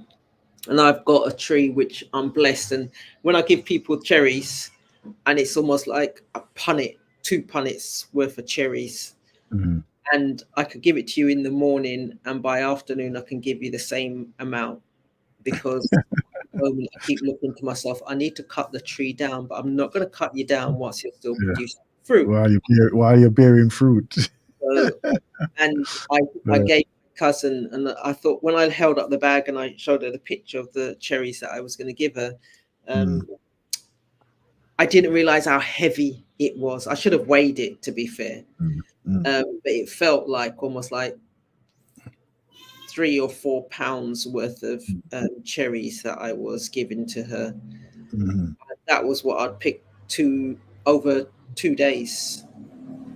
mm, Um, and even a neighbor was passing, And she said, "Can I have one?" And I said, "Oh, you can have more than one." So then she started picking out 2 and 3, and I said, "You can have more than 2." She had a daughter with her, and I said, "Oh well, you can have all that's in here." And I picked some yesterday, so you can have it. This was a conversation I had with her on Sunday. So went inside, got a bag, filled up everything that I'd picked, and gave to her, and gave her some more. And she gave her. I said, "You can still have what's in the container." And she said, "Oh, go home, take it out," because what was in the container was what was it? What was in the container was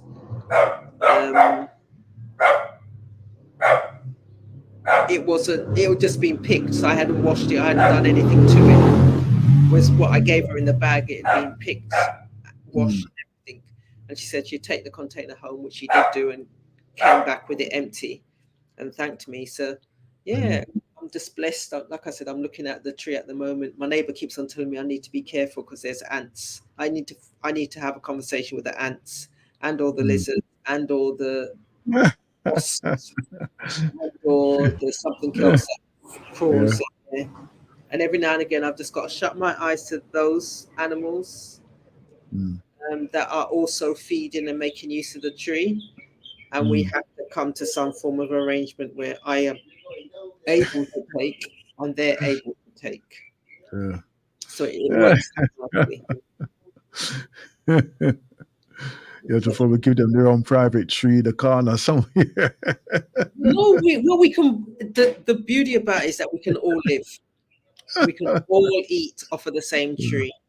We just need to recognize that it's your time, it's my time. My time, it's your time. And we just come to a nice little balance.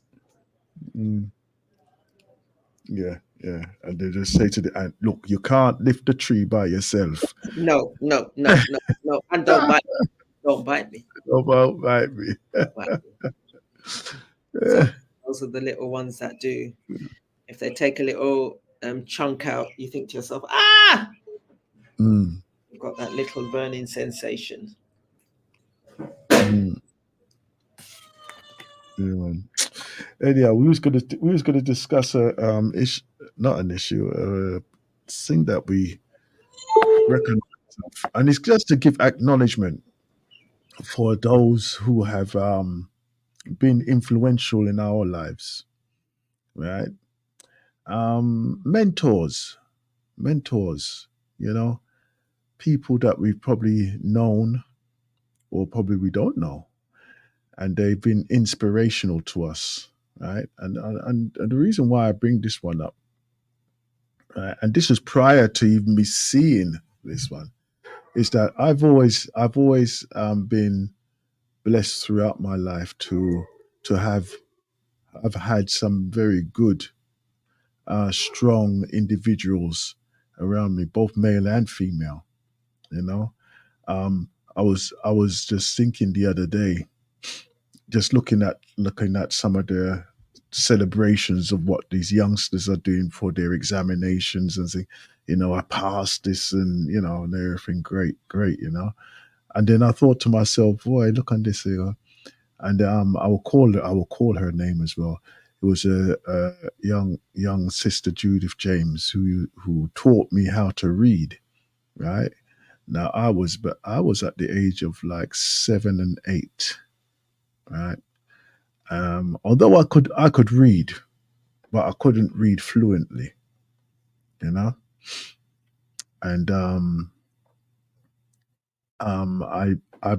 and like even as I'm having an analysis of why I couldn't read fluently at that time, and it was basically because I was putting up a major resistance to the actual art of reading. And the reason why is because it was associated with me with religious literature and the forcing of me to actually read this thing and to indoctrination into this thing. Obviously at the time it was well, religion is boring, but I didn't realize the implica- implications of mm, what my resistance and then how it would affect me later on. mm, mm, And obviously, you know, when you're involved into the doctrination of a lot of religions, as many of us have been, right?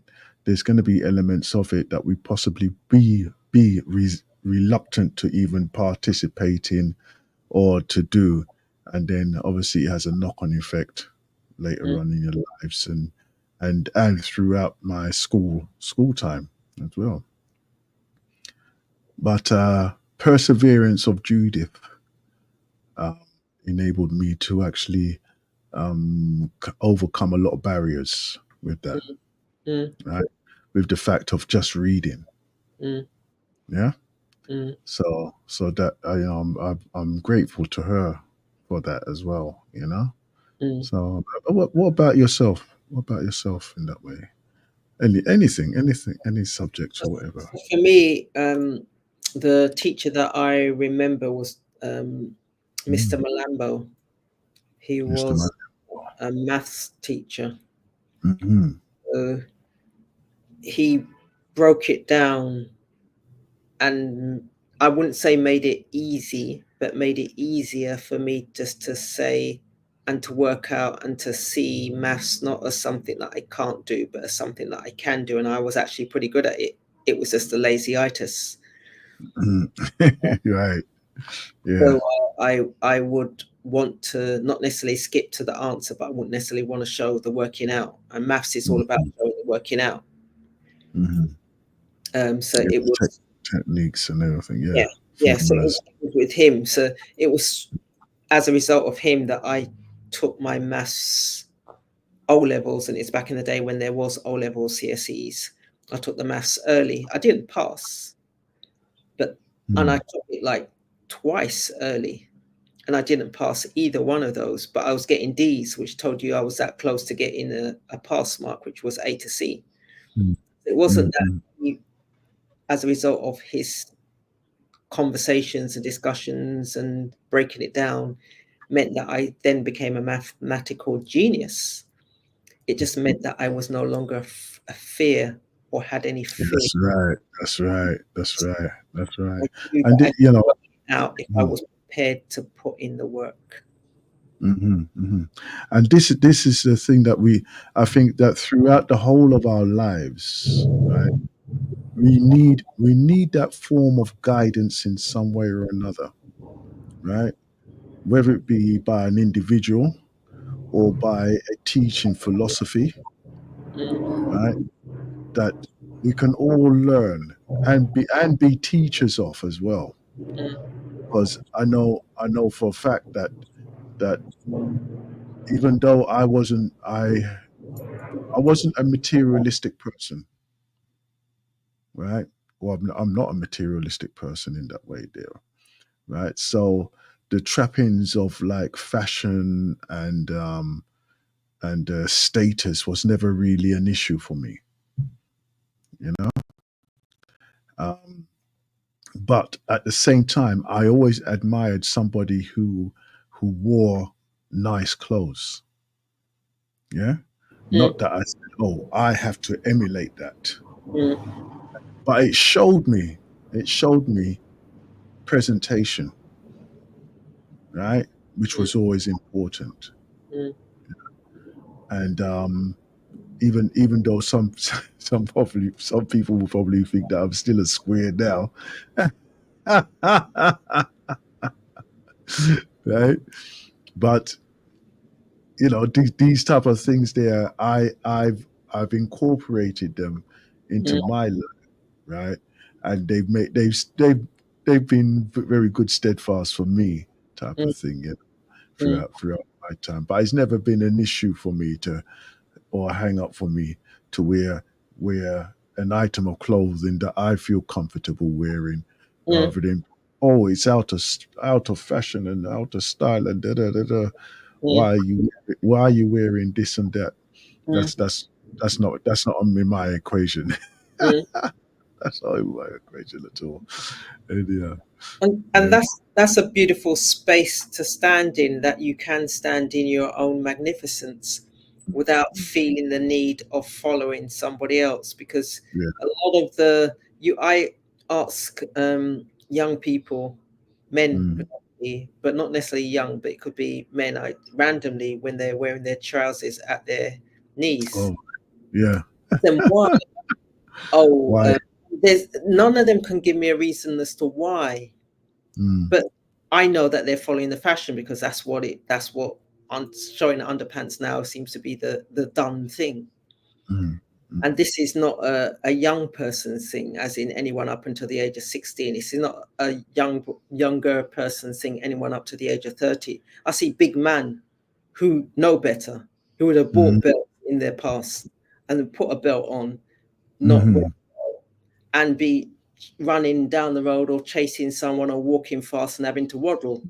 And I don't understand mm, why they do it. So some every now and again, I take them to one side, catch them, and able to take them to one side and ask, and they're not able to tell me.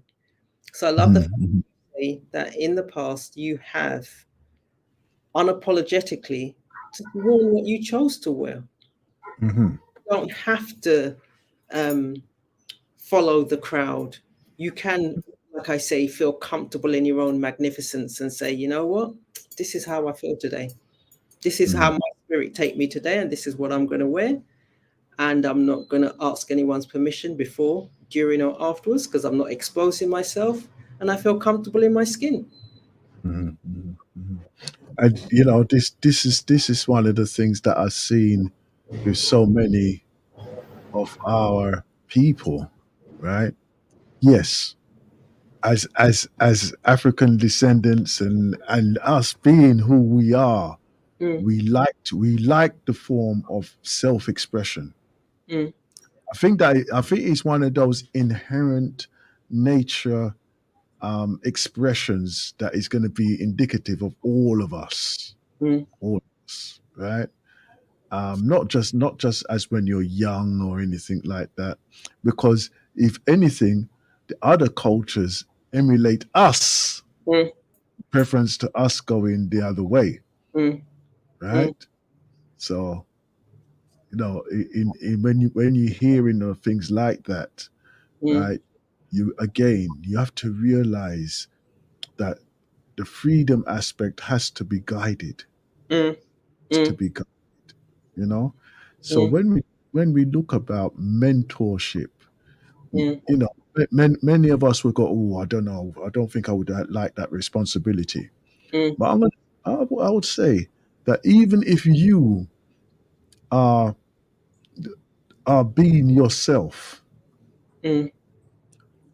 right, you will be a mentor to somebody who's just standing there and observing you. Yeah, yeah, yeah, yeah. And I'd agree with that. Yeah, I hear that and I understand that. because they will stand there and go, "Wow, look at that man." Like for instance, myself, and I'm talking like when I was Mm, young now, mm, right? As I said, one of the things was I always liked a person who dressed well, mm, right? And I don't mean like in a suit or anything like that, but presented themselves well, mm, right? mm, But like for me, it was a case of that I never really put that effort into myself. mm, Yeah. mm, And then obviously as time goes on, and then the times when you need to do that, mm, it wasn't a challenge as such, right? mm, But hit, miss, and everything, more miss than hit, though.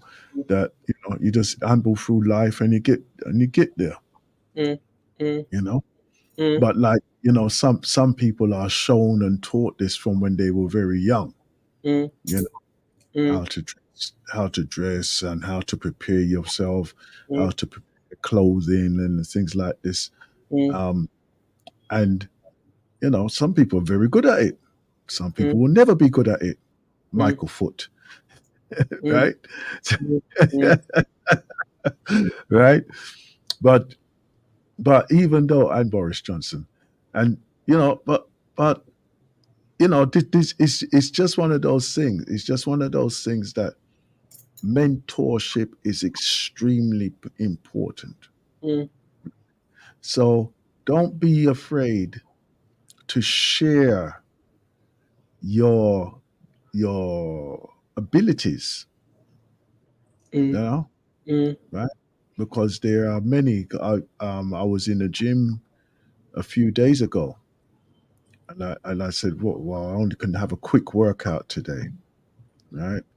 So literally, I was in there for probably about 40 minutes. But there was two young men who was training beside me, and they all it was just little tweaks what they needed in their technique. Mm. Fortunately, they were in the listening, Mm. right? Mm. And I gave them some advice, like body posture and pacing of the way they were doing the exercise. Mm. And they both they tried it, and they said, "Oh, it's so much more easier." And I said, "Yes, exactly." Because it just takes time and practice, Mm. right? Don't over exert yourself. Just Mm. get the technique work before you put the load of the weights on and everything else, you know. And even in me doing that, right, you can see the benefit that those young men had Mm. got from that Mm. straight away. And I know for a fact that if they continue with their exercises in that way, He should damage himself. exactly, they won't be damaging themselves, Mm. right? And the benefits that they would gain from that, they could use what told them Mm. with virtually almost or any of the exercises there, Mm. Mm. Mm. right? Mm. Because obviously, you set the amount of like experience that I've had in the gym working out and everything. Is, oh wow, if I put a Lord of mercy. Let me see, 13, 40 years. 50 years, nearly 50 years, So you would have right? seen the changes in the machine, but All but the it's not. techniques. Yeah. So it's the techniques and maintaining those right techniques that could take you Mhm, through the changes in the machine. So even though mhm, things may have seemed easier, if you've got the mhm, technique wrong, all you just end up doing is providing your body with a headache later on. mm, mm, mm, mm, mm. You know, so like wow, when you put it into like that, that's a lot of experience in there. Mm. But like when I and I remember the first time I did start, or I wasn't training at the time, but we was just playing about with the weights and stuff like that. Was when we was in school. Mm. It was because they stopped us doing boxing Mm. because we used to have boxing in our school. Okay. So they stopped us doing that, Mm. and then they said, "Oh, well, you got weights in there. You can exercise with the weights." Mm. And then I said, "Oh, what's this about then? Oh, well, you try this and try that." Da, da, da, da. Mm. We were just mucking about, Mm. you know. And then like one thing led to another, blah blah blah, and everything else. And but it's been one of I use it as a form of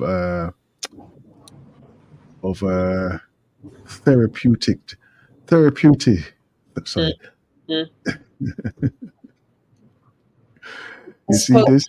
in the same way as some people will use running Mm, as therapy or as exactly, therapeutic. So that means you think, how can therapeutic. someone run 5 miles? But they do it because it gives them an opportunity of just Mm, clearing the mind and being able to focus and enjoying mm. all Get that. get the endorphin, Yeah. raising the endorphins in the body and things like this, Mm. as well. Yeah, yeah, and all that, So yeah, yeah, yeah.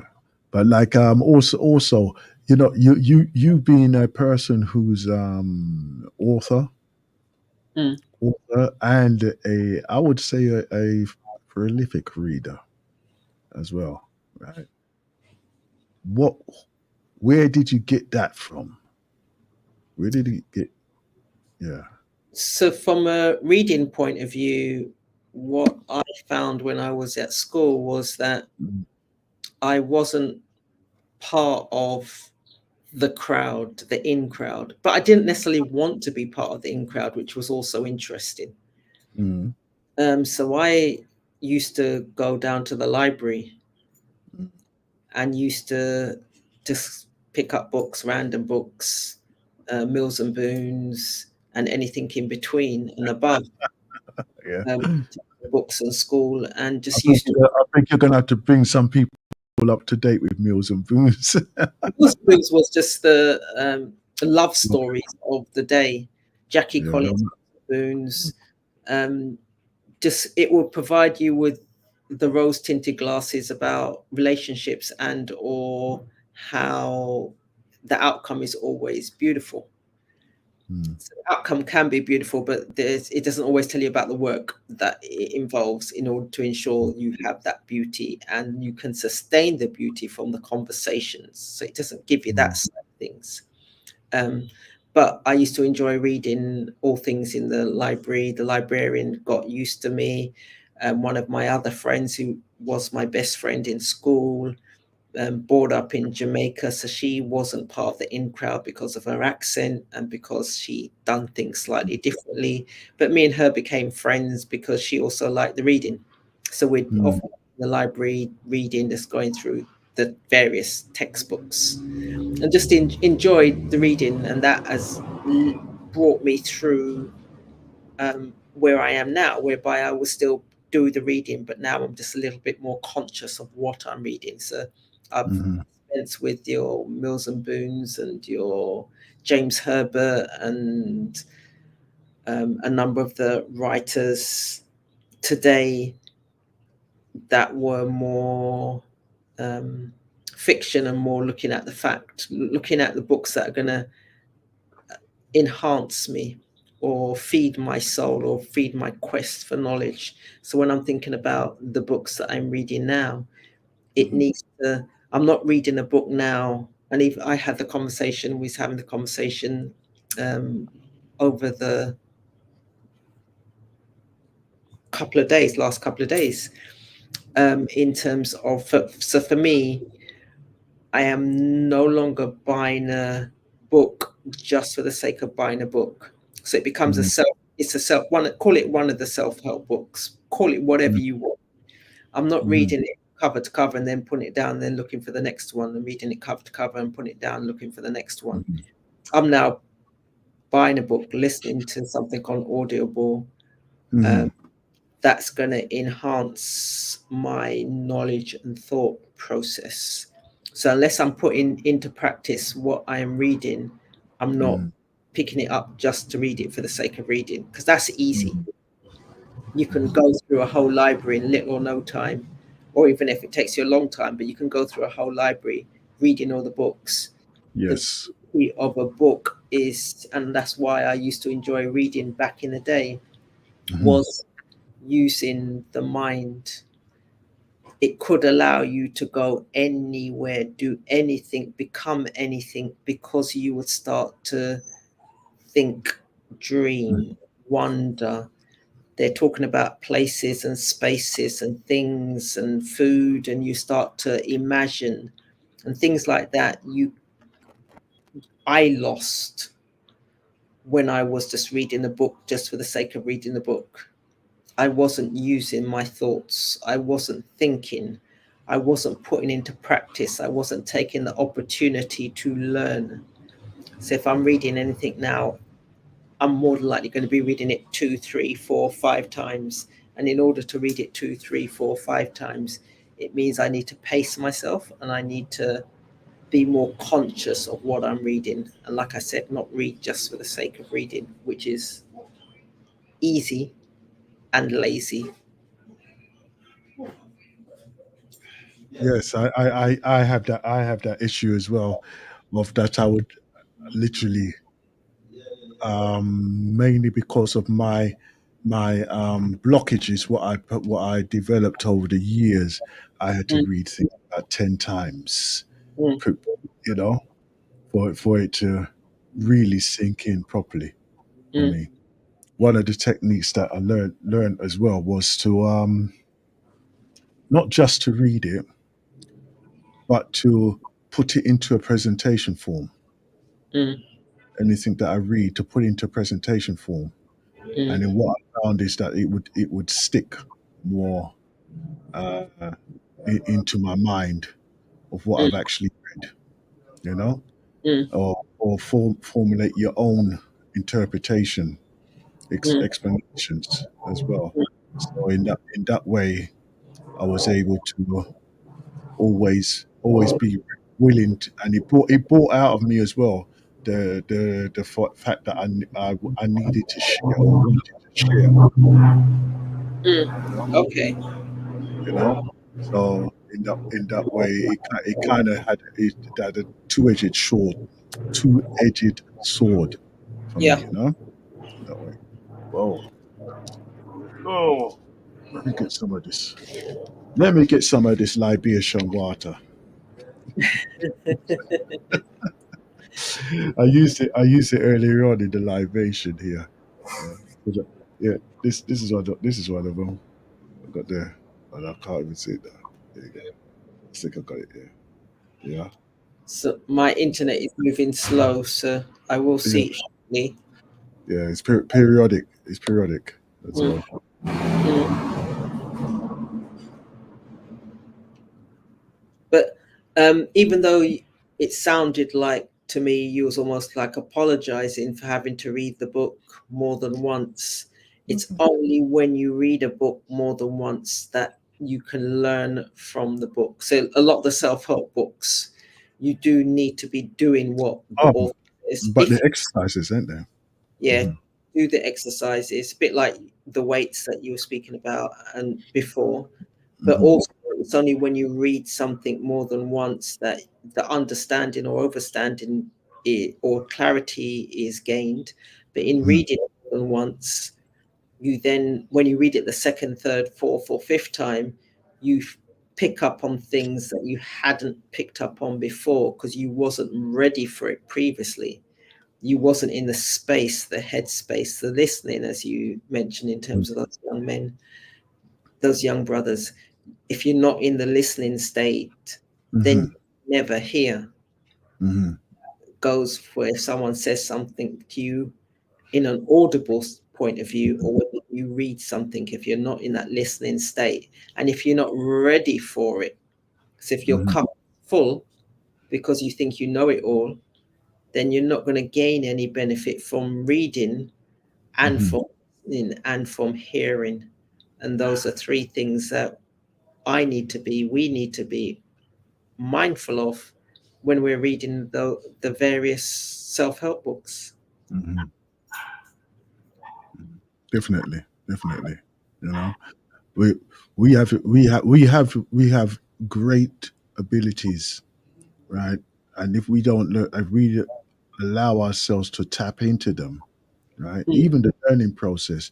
There was one thing I was looking at in preparation for today was African geniuses, mm, right? And it's not even the geniuses; it's the techniques of teaching, mm, right? For instance, their mathematical way of how they teach in some regions in the continent mm, is far superior than the Gregorian type of abacus type of mathematics that we have been lumbered with. mm, mm, No, the what the majority of us have been lumbered with, mm, right? mm, Um, far more efficient, mm, basically head mathematics and things like this. mm, In preference to the way how we probably have been taught in most of the westernized schooling systems. mm, mm, And even in doing that, we can see that they operate at a completely different frequency as well, literally, a completely different frequency. Medit type of curriculum. The type of curriculum that they have as well is different. Times of days of teaching is different as well, right? And obviously the results have been a lot better as well.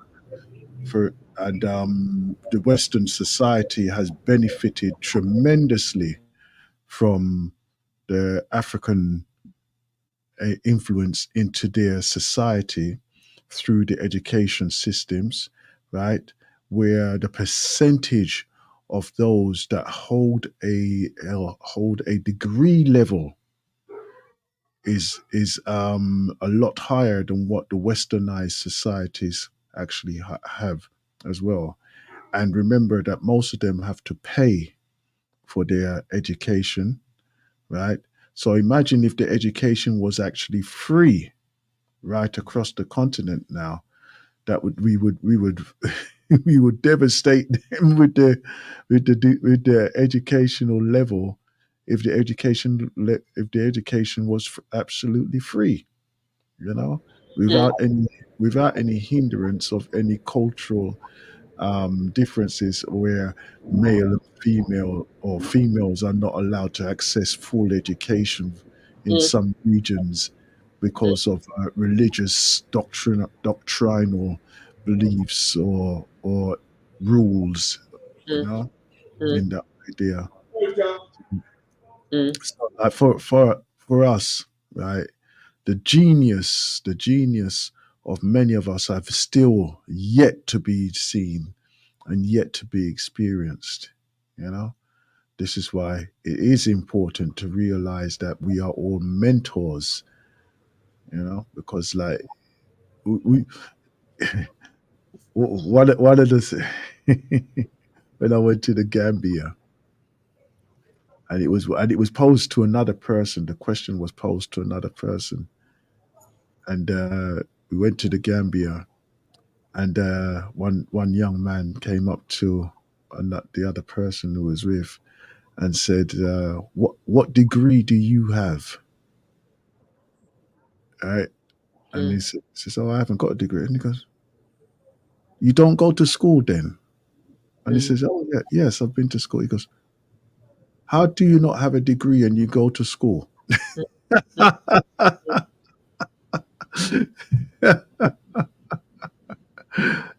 So obviously his measure was, if you've been in Europe or anything, that you must have a degree.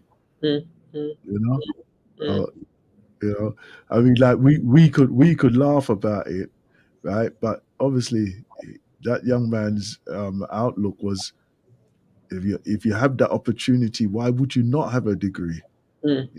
So we have to be thankful to see the genius in many of us. You know. Yeah. Mm. Most definitely. Yeah. Uh, to be in that listening state. Mm. So in seeing it, it's also in terms of what we're hearing, what we're doing, how are we sharing it. So it's not necessarily going out there and with a megaphone and saying how great you are. It's the little things. You said in terms of the teacher, in terms of what you said to those brothers, in terms of what that teacher said to me. It's those little things, those taking to one side and having that conversation. Yeah, I would also, Chancellor D said, Galaxy is back online now, so well done, technical team. And I will I just want to check. I just want to check that we are actually online. Actually, let me give out the number. Right, so the lines are open on 0203-289-6504. Right, if you wish to join in now the conversation, we're talking about mentorships, like who has been our mentors, through our time, type of thing. So if you want to give acknowledgement to somebody who has been a mentor, whether they know it or don't know it, right? So it could be somebody that you've always admired, and seen how they have seen solved problems, or even lived a life, and you've used some of their techniques as well. So man and woman as well. I have to say though, I do have a lot of admiration for a lot of the hard work that I've seen that our sisters are doing, right? That they've taken on a lot of the issues that that our society has been facing, the wellness issues that we've been facing over the years as well. You know, where institutions have let us down by allowing not allowing sorry, they've let's say they've done a little part of the work, but they haven't done the full support of the work. You know, again, I will mention ISIS, right? Because that was the main um, institution that was working for us as a community as I was growing up in my area of Lewisham. You know, so that was one of the prominent ones. I mean, there may have been others around the country, but I wasn't aware of them or haven't been made aware of them over the years. I'm sure that in various other places that there has been a other well-being institutions established, but the emphasis is the work that most of them have been doing. People have been doing over the years.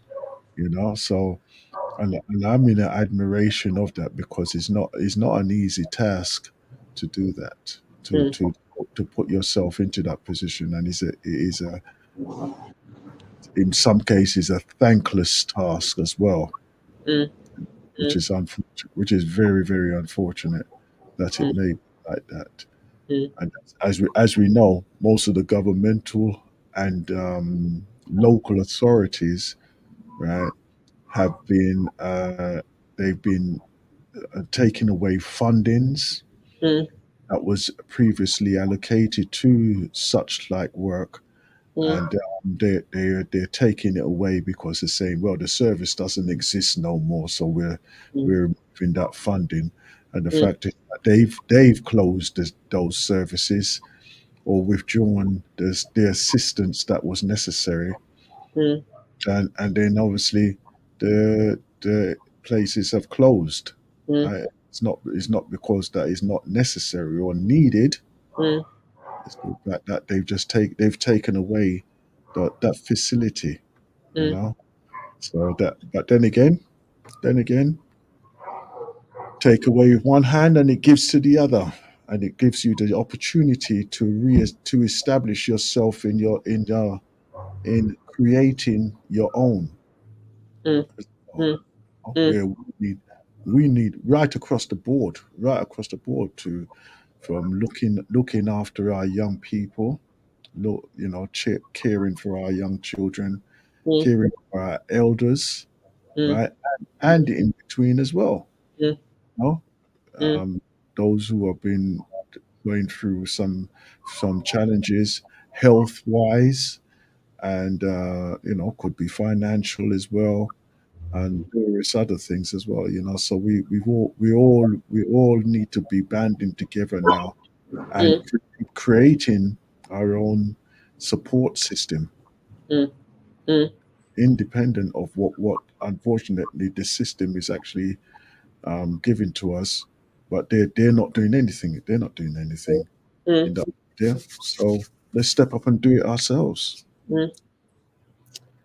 So a couple of things that came to mind, but you're going to share the numbers. I know we're coming to the back end of the show, or front end of the show. So if you just share the numbers, and then I'll just that came to my Right. mind. The line numbers is 0203 289-6504, right, to call in, or you can text in, right, on 079-47-479-219. I'm saying that quickly, on 079-47-479-219. Like, and you can also message us through the Facebook and YouTube as well, on that service as well. So more than welcome to drop your comments on there, questions or anything like that. I'm sure Sister Sandra will be able to answer all of them.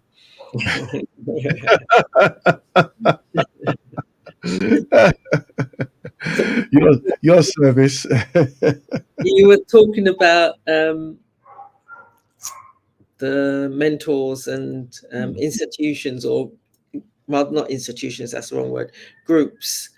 So the one that I think about, and you're talking about one in your local area, so the one I was thinking about was New Beyond,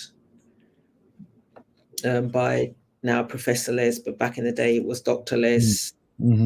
And attended, and that was when he used to do that. It used to be in Brixton. What's it called? Black Fridays? Yeah. Black Fridays, isn't it? That's right. Yeah. Well, Black Fridays was almost a spin out of that, but he used to do other things. I remember it as New Beyond and going to a number of the events. Black Fridays was a spin-off of that, or an extension rather than spin-off, an extension of that. Give the opportunity just to sit down and listen. At that time I was doing more of the listening and hearing the reasoning and stuff like that. So I remember working with someone, peace be his soul, Winston, and there were 3 or 4 of us. He pulled us to one side and he asked us to look down the line, because I worked at that time in the passport office, and he said, look down the line. And look down the line. So the customers are coming in, sitting down, looking about their passport, look down the line, and everyone down the line of the 25 counters, which I think were most of them 30 counters, and most of them were all occupied, were all people of color, black brothers and sisters working. And Winston asked us, what's wrong with this? And there was 4 of us there, myself, John Clark, David, and there was another brother, his name will come to me. So none of us could answer, but we could, and we all came up with variations as to what was wrong. And then he said, everyone looks like you and me. And he was the only one, because he was a supervisor, but he was the only one who was at the back as a supervisor who was different, because all the other supervisors were white, male or female, they were all white. And he goes, he doesn't want to see any of us in that situation where that may be where we start, but that mustn't be where we finish. He doesn't see any of us. And he would often like pull us to the side, and we'd often talk, and we'd go around by he's had a beautiful wife called Pauline. But we would have those conversations. And at the time, John wanted to go and continue his education. John wanted to go back to live in Jamaica. David wanted to continue his education. I wanted to continue my education. Max was the other one who didn't necessarily talk about continuing his education, but he'd always want to be encouraging Max. And so if you fast forward, John continued, got his master's, headed back to Jamaica, works in the government in Jamaica. So worked in the diplomatic area. So he worked to many countries, India, as well as Australia, as well as the continent, and done 1 year, 2 years worth of work for the Jamaican government, representing the Jamaican government in the various embassies up and down. David got his qualification, continued working in the civil service a little bit longer, but he's now branching out on his own, doing a lot of mentoring, a lot of community work. Max fell off the wagon, but he's now got back onto the wagon in terms of left the civil service, back, not necessarily working in the civil service, but working and helping, providing for self and family. And myself, I'm here now in Jamaica. But one that Winston always encouraged us to think about was bigger than where we currently were. Yeah.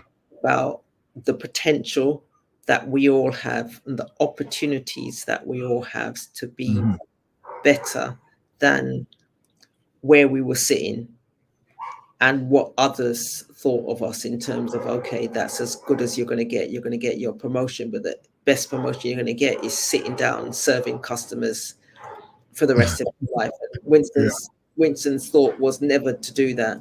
Winston loved music, so he loved his cultural reggae music from back in the day. He had all the original albums. So many a time I know that I would be, as the only sister amongst the group, I would be the one on the outside, but not necessarily pushing myself to be. But them guys would go around by Winston, sit down, laugh and joke and eat and whatever. And I would do that from time to time, go down there, laugh and joke, eat, provide for us. He tragically transitioned very young in terms of illness, but it didn't detract from what he taught each and every one of us. And even now, when last time I spoke to David, we were speaking about Winston and the impact that what he was saying had on us. We saw John and just seeing where John's at. Again, I did mention Winston because I saw him recently at a wedding in Portland, and I saw John and just speaking about what he'd achieved and where he'd been, and we smiled collectively when Winston's name was mentioned. So mentors in of themselves are important, but we just need to be in the listening stage in order to appreciate. And sometimes our mentors are beyond our time. So we don't necessarily always understand what they're saying, but we need to be prepared to listen, because there's going to come a time when that nugget, we can pull it out of our back pocket, out of our toolbox, and we can use it to spur us on, to encourage us, to motivate us to say, you know what, I'm not going to be part of the 95%. I am going to be part of the 5%, a self-directed thinker. Exactly, Alice. It is absolutely necessary that we focus and see that for ourselves. Darkening.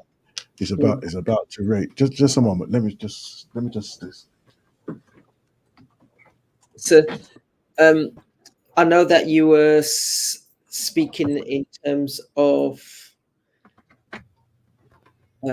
mentors across the board. So I've mentioned Mr. Malambo, which was my maths teacher. Winston was when I was working, and that was literally my first job. And it was just beautiful, if I always think about him, that he encouraged the four of us, that where we are now doesn't have to be where we are meant to be. We can do the education, get the degree. Winston didn't have a degree, but Winston spoke so knowledgeable. Winston was born in Jamaica, recognized that from a civil service point of view, how far he was going to be able to go in the chain, but he was prepared to talk to the younger ones that were coming in to say, you don't want to be like me. Exactly. I recognize where I am, and he was comfortable where he was. But his job was then not necessarily to do the work of the bosses. He was there in order to talk to us as youngers who had come in, and we'd all come in roughly at the same time. All of us had been born in the UK. All the brothers had experiences of Jamaica. So I think they were all born in the UK, but they'd all lived effectively all of their life in Jamaica, which again, them and Winston a foothold from a conversation point of view, because they could talk about shared experiences. I could only talk about from a Jamaica, more of a listening, or from a time of visiting on holiday, but that's completely different than living. Yeah, obviously. Now you know. Now you know. It's completely different, isn't it? Yes. Yeah. Running around for 2 weeks. happy. It is it, and if you're running around for the 2 weeks, it's being able to pace yourself, but you can only understand what the pace needs to be and what your rhythm needs to be if you do it more frequently, and you get into the overstanding of, even though I may be with family, I don't necessarily have to stay with family all the time. Even though I'm in a hotel, I don't necessarily have to stay in the hotel all the time. There is a mix and a blend that you need to find and can find without getting the frustration and the angst behind the mosquito bites, behind seeing animals that you don't normally see, behind eating foods that you wouldn't normally eat. You may see them in the shop sometimes, depending on where your parent or guardian shops, but you may not necessarily, those goods or items may not necessarily come into the home. So I go back to the ancestral voices where you showed the video of the West African Nigerian woman sister who had opened a shop in Canada, and the reports that they were saying in terms of food being wholesome, foods being, they're looking to do certain foods, but knowing where to purchase those foods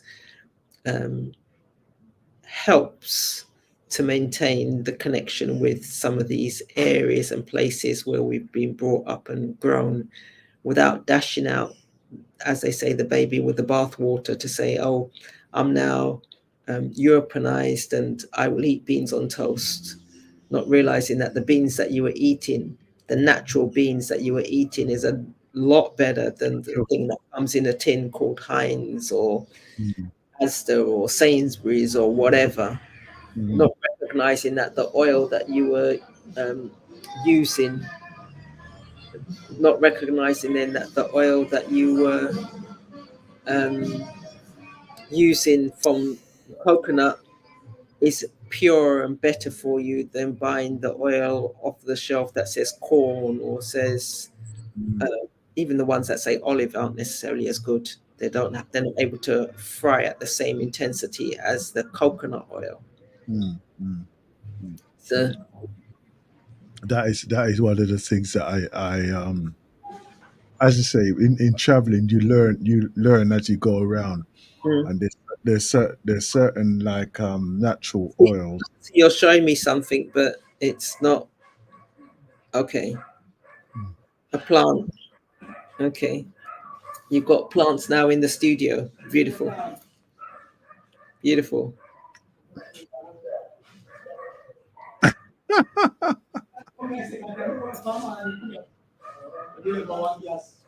Beautiful. Okay, right. We've got a delay in some reason. Yeah, there's a lag. I don't know what's happened here. Okay, what I would suggest is that you go out and come back in. Okay.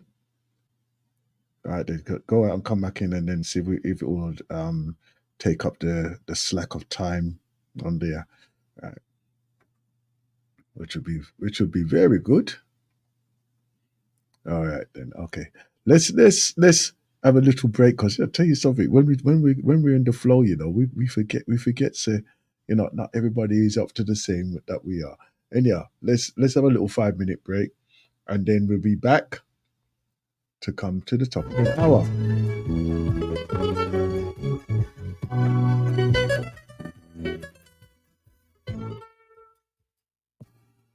Every day, man in confrontation, trying to find the true purpose of man. And every day you will hear the queries New echoes of the ancient mysteries. You know they search in America, they search Egypt in Africa, but still they can't find that answer divine. But not until man should recognize man, not until you know the am that I am, then and only then the secret will come from the hearts of men. In man's search for truth, he still kill and abuse. But stop his wisdom misuse. He can't find that truth, not in mute.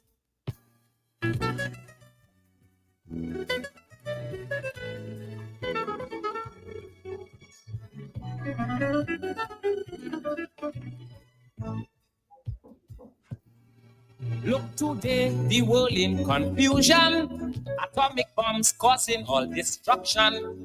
And all the leaders no longer respond to men's pleas for change of direction. They only grab at material gains, causing more suffering and pains. The man from Galilee, they forget completely. But just like Sodom and Gomorrah, in the long run, we bound to suffer. You just take that clue and try to discover you in you. In man's search for truth, he still kill and abuse. Most of his wisdom misuse. Can't find that truth, not in me youth.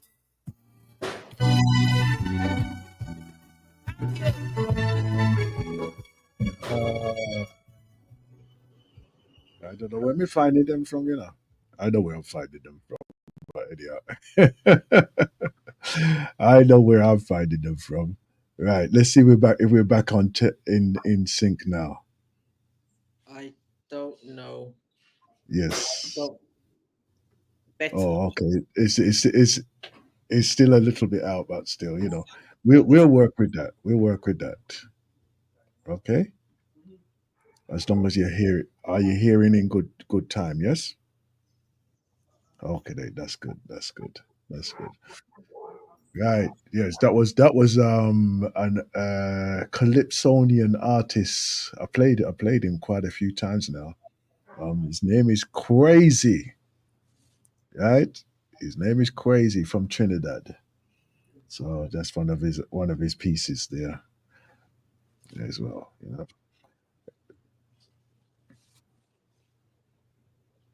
You ready? Yep. It's slightly confused by my neighbor picking some ackee. Sorry. Ah, at least he ain't sawing down the tree. Trying to get it through the fence.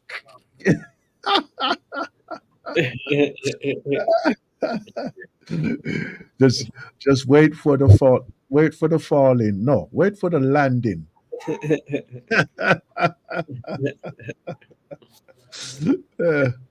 Don't worry, man. There's plenty for everybody. Yeah, Yes. for Yes. everybody.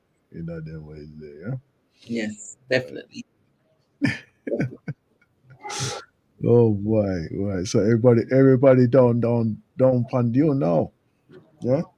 No, this is What? history. Oh, history. It's history. So I know there's some open ones on my tree. So when my cousin comes on Saturday, we Mm, will do that. But this is history. So mm. there's trees in the neighborhood, in the vicinity. So I'm surprised because I recall when I was out there before, right? And the what it was they were just opening mm, at the time that I was there, mm, so I wasn't able to like eat them there because like when I got there they were closed, mm, and it looked like a few days before I'm going, that's when they start to open up. mm, But at any time there would be a truck full. A mm, truck would pull up, mm. and they would obviously negotiate a price and everything, and they just strip the tree bare. So again, that's where. So if I'm buying, well, I don't tend to buy Aki out Mm, for that very same reason because I don't know mm, whether Aki opened on the tree or whether mm, it opened by way of being tinned, and I can make that choice now, whereas in the past I wasn't able to make that choice. But I know back in the day, Sharon, my mum and I, we were coming back from St. Thomas, coming back from Barktown. And, we were just behind a truck that was full laden with ackee. Ackee was falling. We were stopping in the road, tell the driver to stop. We'd pick up. By the time we got to a little way, we had enough ackee for everybody's belly to be full. We had well over a dozen ackee. We picked up only the ones that were open, but I don't. My mother encouraged me that I need to know the source of the ackee, because a lot of people, because they want things fast, they will strip the tree totally, and half of the ackee is ready to eat right now, and the other half they put under the tree in order for it to ripen. When they put it under the tree, effectively they're either forcing it or they use razor blade to open it in order to force. Either way, why do we insist on playing with nature? As they say, falsification. Yeah? Falsification. Right, that's so. Huh? So now they're negotiating who's getting what. So I'm good. I've got some.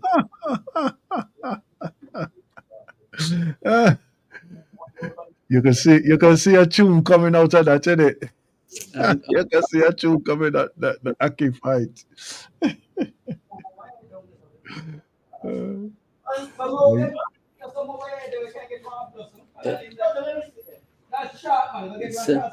See, they're talking about sticks and getting a longer stick. Anyway, we're coming to the end. Leave him be. Leave him be. I am. Right, we're coming to the top of the hour now. Right? Summarization, my sister. Summarization. See, we started our call. I heard the ancestral voices that you were just showing in terms of a sister from Ghana opening a store in Canada, the rationale as to why, and just the customers. And then our conversation was around the mentorship, mentoring, and the value of some of the mentors that we have had individually. So you spoke about your mentor who encouraged you from a reading and point of view, more so because you could read, you could write, but you were choosing.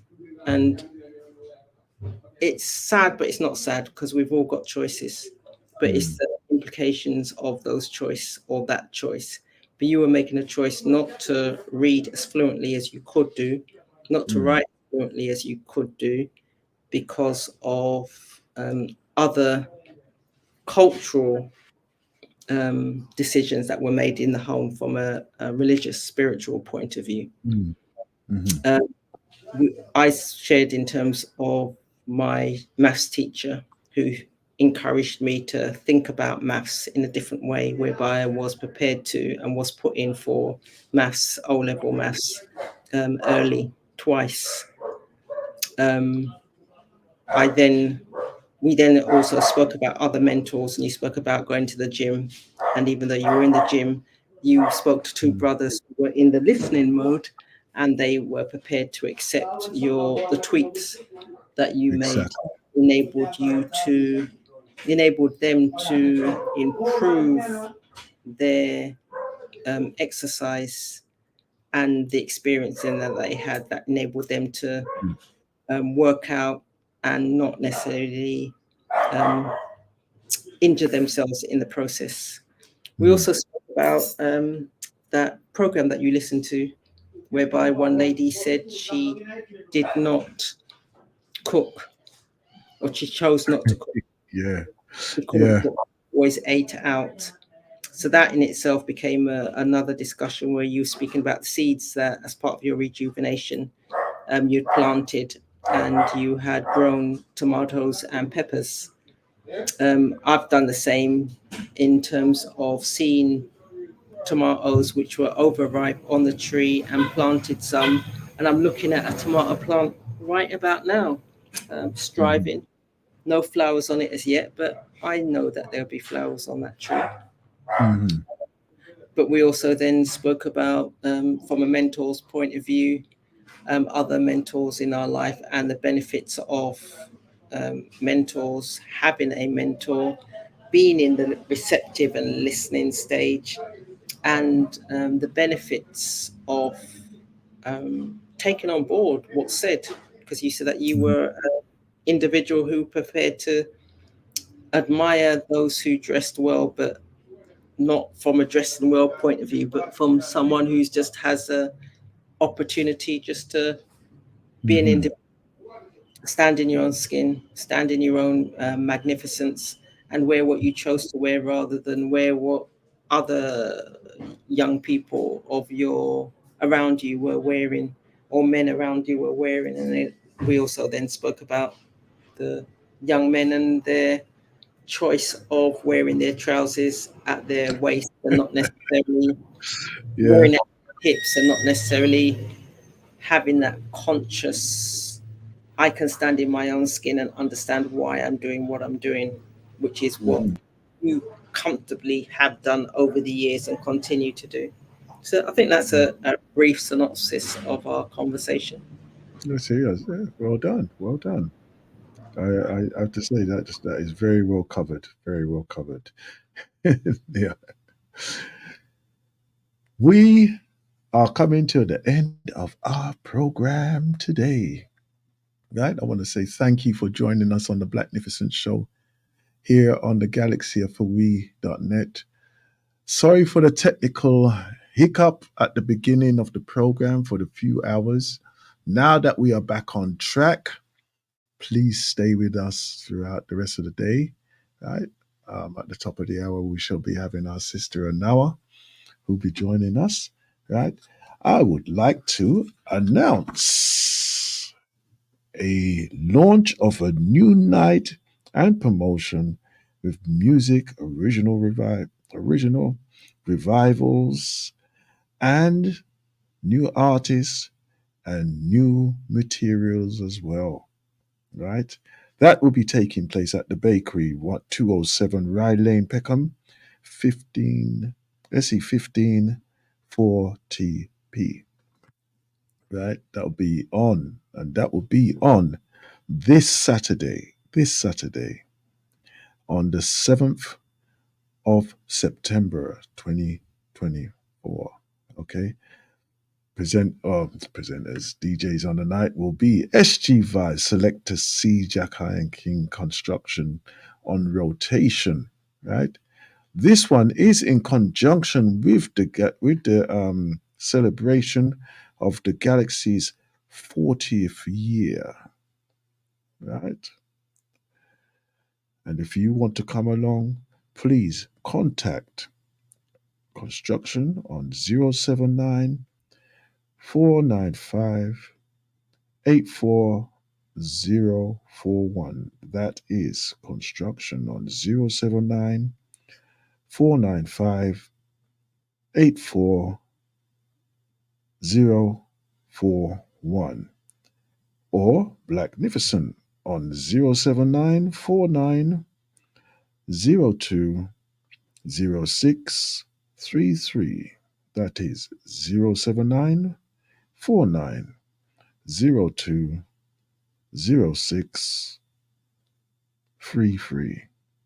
Okay? So you can come and join us down there, and the donation of £5 will be your entrance to a great evening starting from 9 p.m. to 3 a.m. Okay, so you're getting the full length. Right, so we're extending the celebration of the Galaxy's 40th at that event. So pass through, I think, right? So if you want to take that number, you can take that number and take those numbers, because we'll be coming back on a monthly basis as well. Okay, so let me just give you some of this here. Let me just give you some of this here. I'm going to give you part of this for next 5 minutes on this this TED talk here. All right, in line with what we're talking. Critique the world, the shoddy systems, and the people who refuse to do better. As a writer, as a speaker, as a shady Nigerian, I feel like my purpose is to be this cat. I am the person who's looking at other people like, I need you to fix it. That is me. I want us to leave this world better than we found it. And how I choose to affect change is by speaking up, by being the first, and by being the domino. For a line of dominoes to fall, one has to fall first, which then leaves the other choiceless to do the same.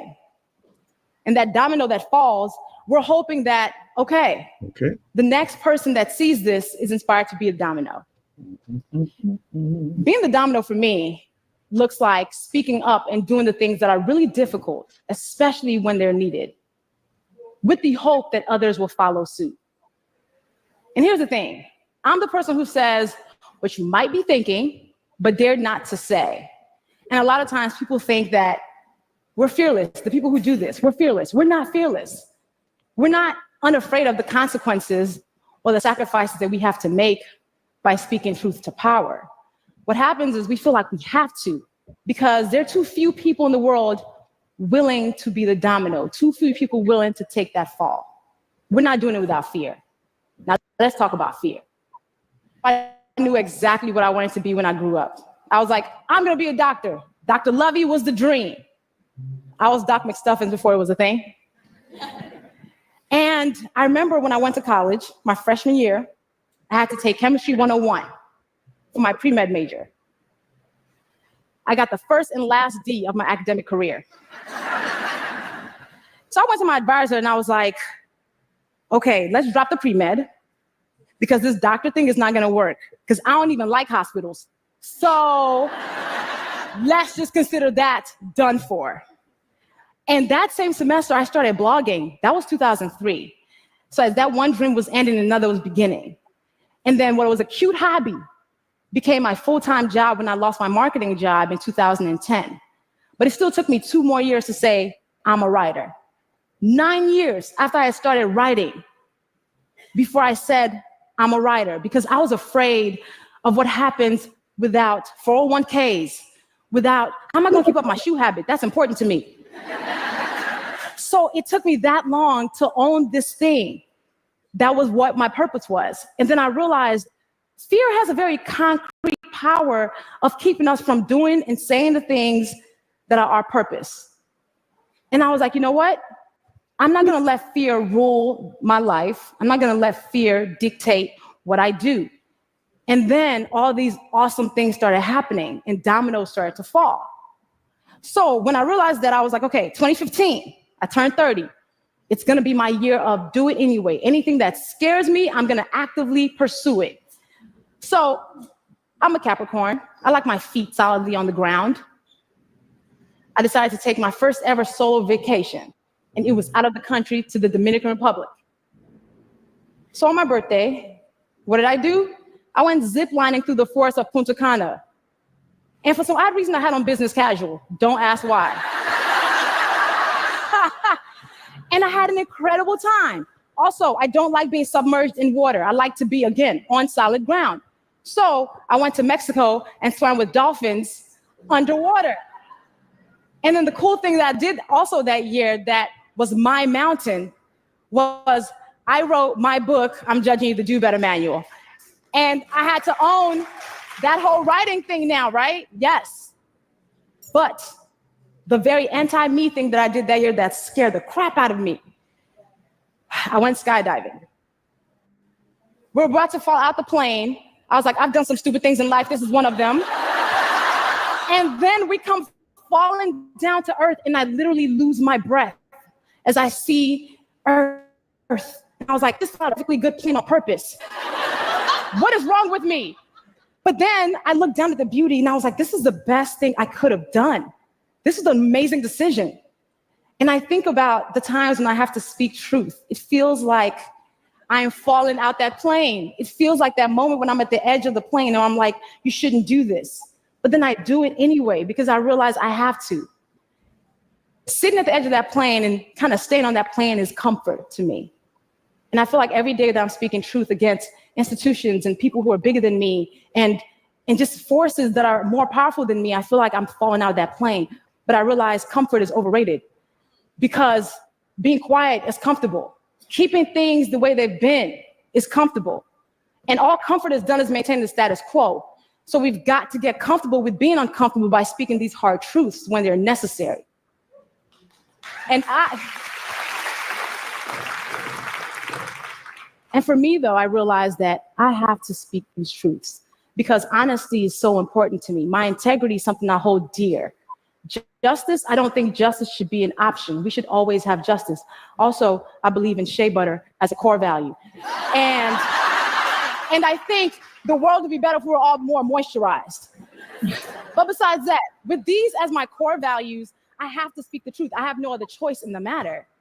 But then people like me, the professional troublemakers, should not be the only ones who are committed to being these dominoes who are always falling out the planes. These are the type of things that can be achieved once you get out of your own way. Not true. No, true. That's so, Mr. Sandra. It's definitely true. It's becoming getting. I used to hear. Who did I used to hear? I used to hear him often speaking about that. His name will come to me. And I used to think, what do they mean by that? What does he mean by that? Daryl Harper. And I used to think, what does he mean by that? I understand now, but on top of getting out your own way, you need to be a self-directed thinker because you can be you could get out your own way, but you're still following other people. As a self-directed thinker, you just say, you know what? If that's what the fashion is today, I'm going to strike out on my own and feel comfortable in my own skin. In getting out of my own way, I'm going to do something. I'm not just going to stand there and admire the fact that I've moved out of the path. I'm going to do something. And for me, as a self-directed thinker, I will make the choice. And if I make no choice, I'm consciously doing that and recognize that, you know what? I'm going to applaud myself either way. Exactly. So, you know what? Thank you again for joining us. Right? Any last words for your family? No, yes. Thank you, family, just for having me. For those of you engaged, I'm hoping that the discussions that Brother Aston and I had today has encouraged you to do some thinking for yourself. Don't know what the outcome's going to be, but as long as we start that thinking process, then all is great. Okay. Until we meet again. Yes. Have a peaceful time. Okay. Peace.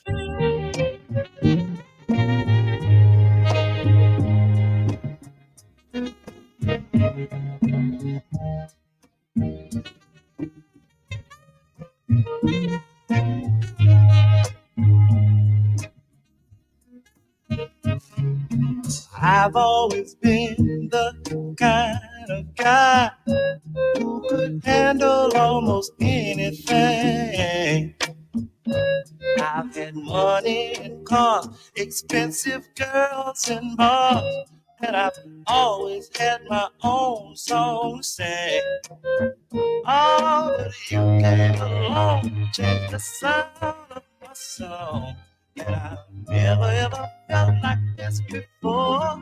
Tell me, can this be real? This love is here in my heart for you, baby. Oh, can it really be true? You changed my life so suddenly. I don't know if this is me or not, but I like the new me, my new identity. So don't you ever let the feeling shooting star. Times I tried to resist you, girl.